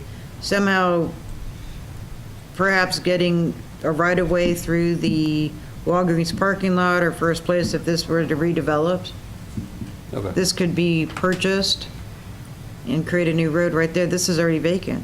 Okay. Are you saying that the Brown Street crossing would be the railroad crossing? Mm-hmm. You wouldn't be adding a new one, it would just be that? No, it's already there, yeah. There's already an existing railroad crossing there. We wouldn't even have to deal with asking for another crossing. It would just be a way, like I said, a cleaner access to funnel all the traffic that's coming off of Oakwood Riley Creek. You just come straight, come right down Brown, and you would just get right on Wilson and go out. So theoretically, it would curve around Walgreens then? Like, That was option one. Option two, Walgreens gets redeveloped. Option three, Walgreens gets torn down and moved, and the new road goes in, and Walgreens okay. goes to new location. I wish they fixed there. Yeah, I do too. I was thinking that same thing. It's all- Option four, with Fast Pace gets relocated, Traffic slow. or the new road goes through the middle of the parking lot, and we have parallel parking. I mean, there's a lot of different options the way it could work. Right now, it's just kind of a line on a map. The reason I was asking is just because I think I remember there was that one on the old development map for like Fairview School Road that went across Creation, and I think you said it was like going to be like $4 million or Yes. something. I This just want to make is- sure we didn't get in the same. No, this is definitely a feasible project. Okay. Like I said, this property is already vacant, and this, really, you're just dealing with one or two landowners. There's no topographic reasons, this railroad crossing's already, this is definitely a feasible project, in my professional opinion. Okay, 67. Excuse me, intersection improvements. Like I just said, William Northern Boulevard, Cedar Lane, Wilson Avenue, Kings Lane and Country Club Drive, that came up a lot, that's a known intersection issue. And again, these are just doing studies on these intersections for potential improvements. Hogan Street at Northwest Atlantic Street, and then Anderson Street at Grundy Street. Proposed shoulder improvements, basically just adding shoulders to Marbury Road, East and West Lincoln Streets, Riley Creek Road, and then Country Club Drive, Short Springs Road. Increased connectivity. The rest of page 67 is discussing the option of trying to coordinate with the base to allow for truck traffic to go down, to exit I-24 and to go down the main, I'm sorry, I'm losing my Wattendorf concentration Highway? here. Yeah. AADC Highway or Wattendorf? AADC Highway, yeah. Wattendorf. What, yes. Yes, to go down White Note. Right now, truck traffic is prohibited. It's kind of a missed opportunity for another truck ride directly into town if truck traffic was opened up. So that would be discussion with the base and through the Federal Highway Administration. So again, it's just exploring that opportunity as a guiding principle. Well, one way to do it would be to get the the federal government to turn that highway maintenance over to the state. Make it a truck route, yeah. And they have wanted to do that in the past, the federal government, but the state turned it down. So the work would probably be to get the state to accept it. Mm-hmm, yep. So that's that concept, coming back to revisit that issue.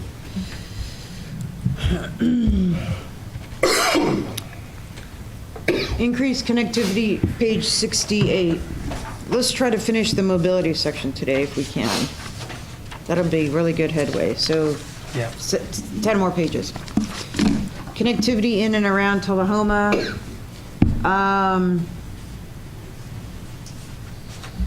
As part of the planning process, residents have expressed a desire for greater mobility in and around Tullahoma. A few have noted the need for a bypass to circumvent the community altogether. The consultants found several components that they listed here on page 68 that found this an untenable proposal that they didn't further explore. I know in the past, I think several decades, there's been discussion and there've been some maps about a large bypass circumventing the entire city to move transportation around. The consultants looked at it and it was found, like I said, to be, for various reasons, cost of such a facility, the proposed alignments given our rugged terrain, and level of service, that they just found that option not realistic or tenable, as they said, over the next 20 years. Any discussion on that one? I mean, my only real comment was, is if there was, if there was a bypass, that'd be excellent, really. But at the same time, like, one of the comments here from a citizen actually talked about finding a way to extend Route 55 down somehow south of the city, or I guess west of the city. I'm looking at it like this, west of the city, and to kind of allow for some alleviation from some traffic down the downtown corridor of specifically speaking between Wilson and Carroll. To me, that was like a reasonable thing. I mean, I realize there's a lot of houses in the way, but there's nothing that, something similar to that would help. I think would help downtown. Get some of that traffic off of Jackson Street and help downtown kind of be a little bit more, like I said earlier, palatable. But yeah. But there's a lot of houses in the way. There's a lot of houses in the way. Well, no, but you could come out this way and come, have something. And again, remember that this is a 20-year plan, and I will say that there's been a lot of discussion. As an example, the Cedar Lane improvements, which is in this plan, I read the City of Tullahoma plan from the 1980s, and it was in that plan to widen Cedar Lane. So road projects take a very long time, unfortunately, to implement, and a great expense. But we can certainly add it if you want to add some new roadway improvements. But as far as a bypass around the entire city, that proposal wasn't included in this 20-year plan. Yeah, I acknowledge that it's not for good reason. Okay. Design standards for page 68. Design standards for roads. They explain what the purpose of cul-de-sacs, driveway, street width, sidewalk minimum width, street trees. Bicycle and pedestrian mobility. They have proposed on page 69, let me go back there, a sidewalk and pedestrian map. They showed existing bicycle and sidewalks, and then proposed. Let me get there. The proposed bike lanes, paved shoulders, buffers, separated bike lanes, greenways are all shown on page 69. as the dash marked. Again, most of these follow the existing mobility study and the city's transportation plan that have already been created. Extension of the greenways to the north and south, a bicycle, let me see, a greenway out Wilson Avenue towards Motlow, another greenway on Old Shelbyville Highway. There's been discussion about that towards Motlow to pick up the student traffic. Bike lanes down Turkey Creek Road, West Side Drive, Clements, Lincoln Street,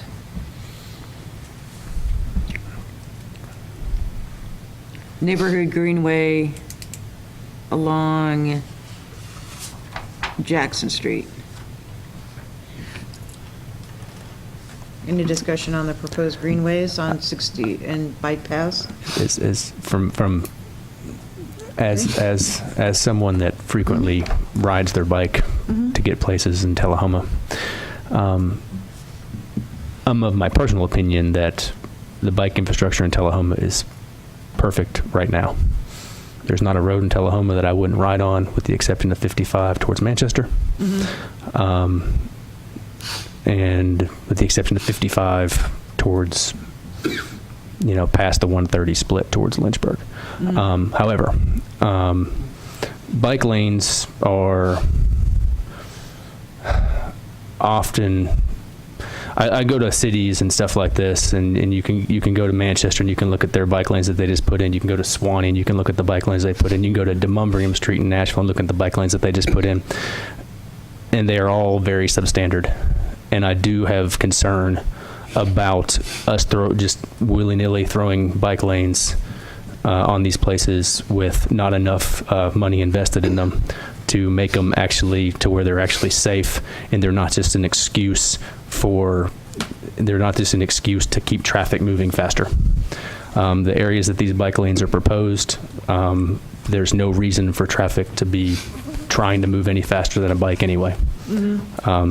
That's just kind of my comment, is like, I'm very wary about encouraging bike lanes on some of these streets, with the exception of making it actually a more hostile environment for people like me that ride their bike places.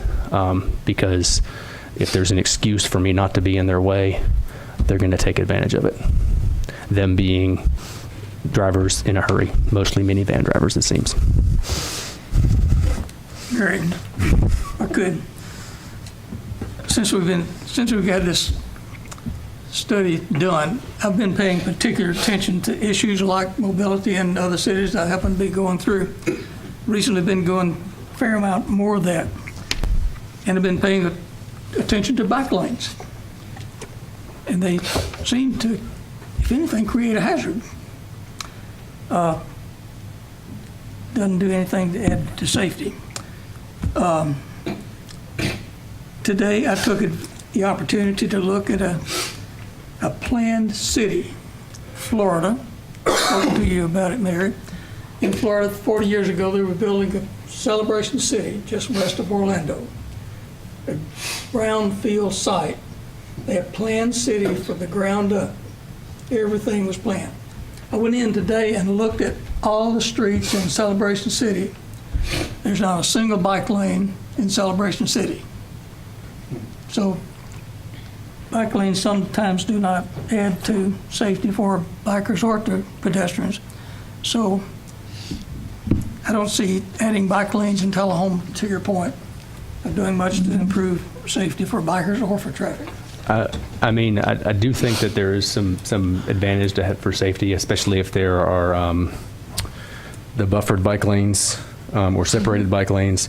But even those, if it's not planned properly, and it's often not, there is a conflict at every intersection that you come to. And that's in the people that I ride bikes with that have been hit by cars, almost always from a turning vehicle with a conflict. They don't get rear-ended. They don't get head-on collisions. They get turned into because they're moving faster than the car perceives them. And the bike lane just creates an additional way for them to be ignored by a by someone operating an automobile, and they'll get sideswiped. And what is particularly hazardous is to have parallel parking alongside a bike lane Right. and car doors opening either into a bicycle or into a cars. So bike lanes, again, I don't know if we're ready for that in Tullahoma. I lived in, when I was in San Antonio, lived in the downtown area and rode my bike. You almost gotta ride your bike That's good. everywhere. And the buffered bike lanes, the separated bike lanes, the multi-use path, especially in the form of their Greenway system, was great. I see a lot of people say we don't need to spend money on greenways, but a greenway is really just a sidewalk when you kind of, with trees and stuff. But I like the interconnectivity of the downtown. But you never saw, you rarely saw just the standard bike lane, and I wouldn't drive in one of those No. if I did. But I do lean towards. I like the buffered. I like the separated. I like the multi-use, but I just don't see that in most parts of Tullahoma. So the buffered separated bike lanes are okay, the greenway is okay, right? Yeah. But the proposed bike lane paved shoulder is the issue? I take I issue with wouldn't that, yeah. waste money, yeah. It's a place for people to park their cars in Swanee. It's a place for people to put their trash cans in Manchester. And just not paying attention. There's just and not it's- enough room. And if you don't have the maintenance to go with it, to sweep them off about weekly or something like that, it's a good place for you to get a flat tire on a bicycle. Okay. All right, that makes sense. Okay. Sidewalks. The steering committee and myself and Butch Taylor, the public works director, and the city engineer, we all look very closely at the proposed sidewalks and greenway extensions to make sure that they made sense. The steering committee didn't have any edits to the map of proposed sidewalks and greenways. The I think the Greenway plan is the Greenway plan that we've had for quite a while. The extension and the loop and the connections. And then the I remembered. The sidewalks, again, are trying to connect locations. One thing that the steering committee didn't change, I think we briefly touched on it, but there was no consensus, is the idea of requiring sidewalks within certain distance of schools. I know that this was a previous policy or direction, like there should be a sidewalk on all streets within a mile of all schools, or you could say there should be a sidewalk on all existing streets within a half a mile of all elementary schools, something to address beyond. I'm sorry, what I envision is that we would, based on this map, we would rewrite the subdivision and the zoning regulations saying sidewalks are only required on these roads or in new residential subdivisions on one side. However, this doesn't capture the issue about children walking to school. So then the question is, well, how far does a child typically walk to school, and should there be sidewalks? So that's what I'm bringing forward to you. So I actually left a comment to that matter in the citizen comments, but I definitely like the idea of the sidewalks being within a mile of the schools. One of the reasons why I moved back to Tullahoma was because of the neighborhood schools, because because my kid could get to school without me helping him, and we have utilized that. But we chose a location that was very feasible, and I would like to make that more feasible for the other schools in town too. The 1 mile buffer is reasonable, I think. But I would change it to through streets within 1 mile. Because there's no reason, like. So arterials are collectors?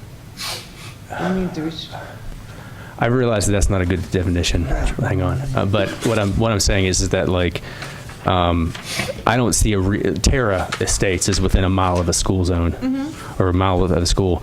I don't see a reason for there to be a sidewalk in Terra, but I do see there a reason to be a sidewalk on Country Club. Right, I do which see is there a our reason. arterial. I do see there a reason to be a sidewalk on Forest. Okay. On any of, and draw a circle around east, Like draw a the circle. main roads. Yeah, and then I would like to take that a step farther and propose that we consider extending school zones into that same radius, so that the traffic down Forest Avenue is when Country Club is on a school zone, traffic on Forest Avenue is also at 15 miles an hour, so that you can't.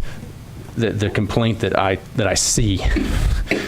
And I'll throw my mother under the bus, but she used to drive us to school, and that was the bypass, so that we could go 45 plus probably through there. And I would like to see that kind of, I think that would go a long way to encourage parents' competence in being able to letting their child walk to school, ride their bike to school, stuff like that. So a sidewalk on one side or both sides?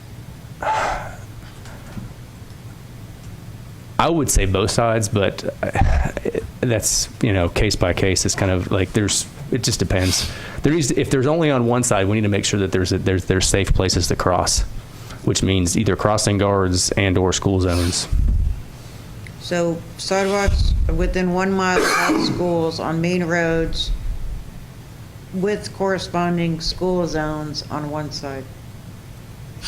Yeah. Roughly. I think that's fine. Something like that. Does that make sense what I'm asking? Like, it's Yeah. like, there is some roads between, and I'm thinking about between Robert E. Lee and East Middle School. Hood Drive, Pickett Drive, Forest Drive, Lane Street, and stuff like that, where that becomes a bypass for cars to avoid that school zone. But that's also the same path that those kids are walking to school. And I have the same situation. I know the city went and put up a little flashy light at Lincoln and Lincoln, Turkey Creek, and Westwood. But that's the same issue. That almost needs to be a school zone so that kids can get across that to get to West. Makes sense. I understand. It's my 2 cents on. I would really advocate hardly to try to make the city. We're very fortunate in Tullahoma to have neighborhood schools and to where kids can live next to the school and not get bused across the county or city or whatever to go to the school. And I think that we need to capitalize on that, because I think that was an attractive reason for me to come back to Tullahoma. And I think it's for a lot of people. I hear that a lot around town, so. I had heard you say, I think it's kind of a twofold, right? I think the city itself should, on our main roads, have sidewalks. I think within a mile is reasonable, because that's the distance, right? You're considered a walker. That's what state funding is based off of, is a mile. And so I think that makes sense.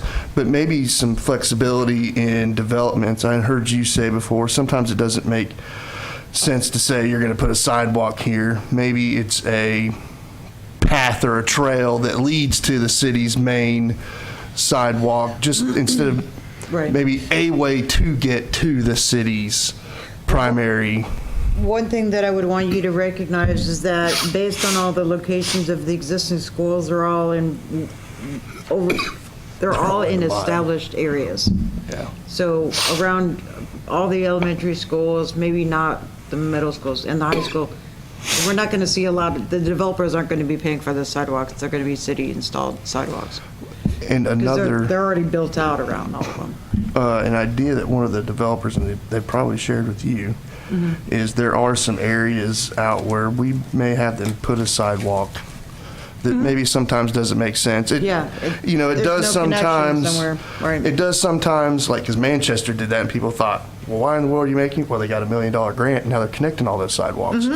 But sometimes it doesn't make sense, so maybe we look at something hey, instead of us making you put this sidewalk here where it doesn't make sense, that goes into the city's sidewalk fund, and the city uses that money to put the sidewalk where a sidewalk needs to go to kind of help out with Right. some of that. That's probably outside of. No, that's something that you could certainly establish, and that's something that's been discussed. When I worked for the city of Tampa, they had a sidewalk trust fund where in lieu of installing sidewalks in certain locations, if it's not feasible due to like terrain or topography or lack of anticipated connectivity, you could put the money based on that daily rate of construction cost for linear foot of sidewalk into the sidewalk trust fund to be used in that same quadrant of the city. Yeah. So that $20,000, if you did a development in Robert E. Lee School District, then it would pay for the sidewalks in that sub-area, so. That would help. Okay. us out. It's definitely something we can explore. Let me check Is- that. is- Sidewalk trust fund. I think it's, I can't remember what's in here now. There's not enough resolution on this map, Mary, or at least I can't tell. But are we talking about putting a sidewalk down Grundy Street over here past the police station where it currently goes into gravel? About putting a site, yes, Okay, perfect. down the hill. Yep, I think that's one of the yes, sir. that's one of the highlights, kind of developmental issues. Just as a culture we have right now is that there's like one square of sidewalk with an ADA little bump plate on it into literally nothingness. Right. And I don't know, we did the community a disservice by not just installing a sidewalk, but we wasted money putting that there. So All right, one more page, guys. Stay with me. I know it's getting late. Other mobility recommendations, these are relatively benign. Electric vehicle infrastructure, encouraging location of EV charging stations at specific locations around the city.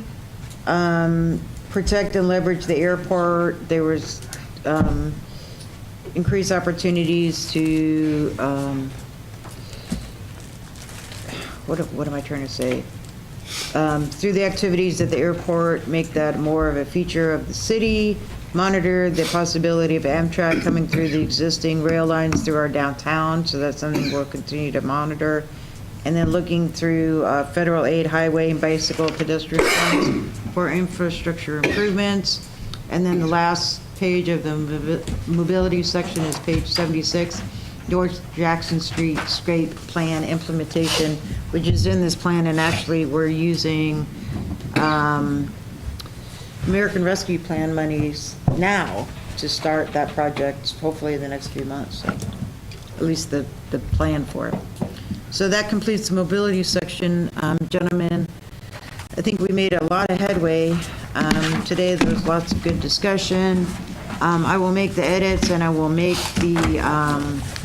do the research tomorrow morning when I get into work. I get to work at 7. I've got a DAC meeting at 8. And then right after that, I will do the required research and email it to you in anticipation of tomorrow night's meeting. The research being the range of uses for the mixed-use projects, for the traditional neighborhood new, and then there was something else I can't quite remember at this time, but I was going to get back to you too.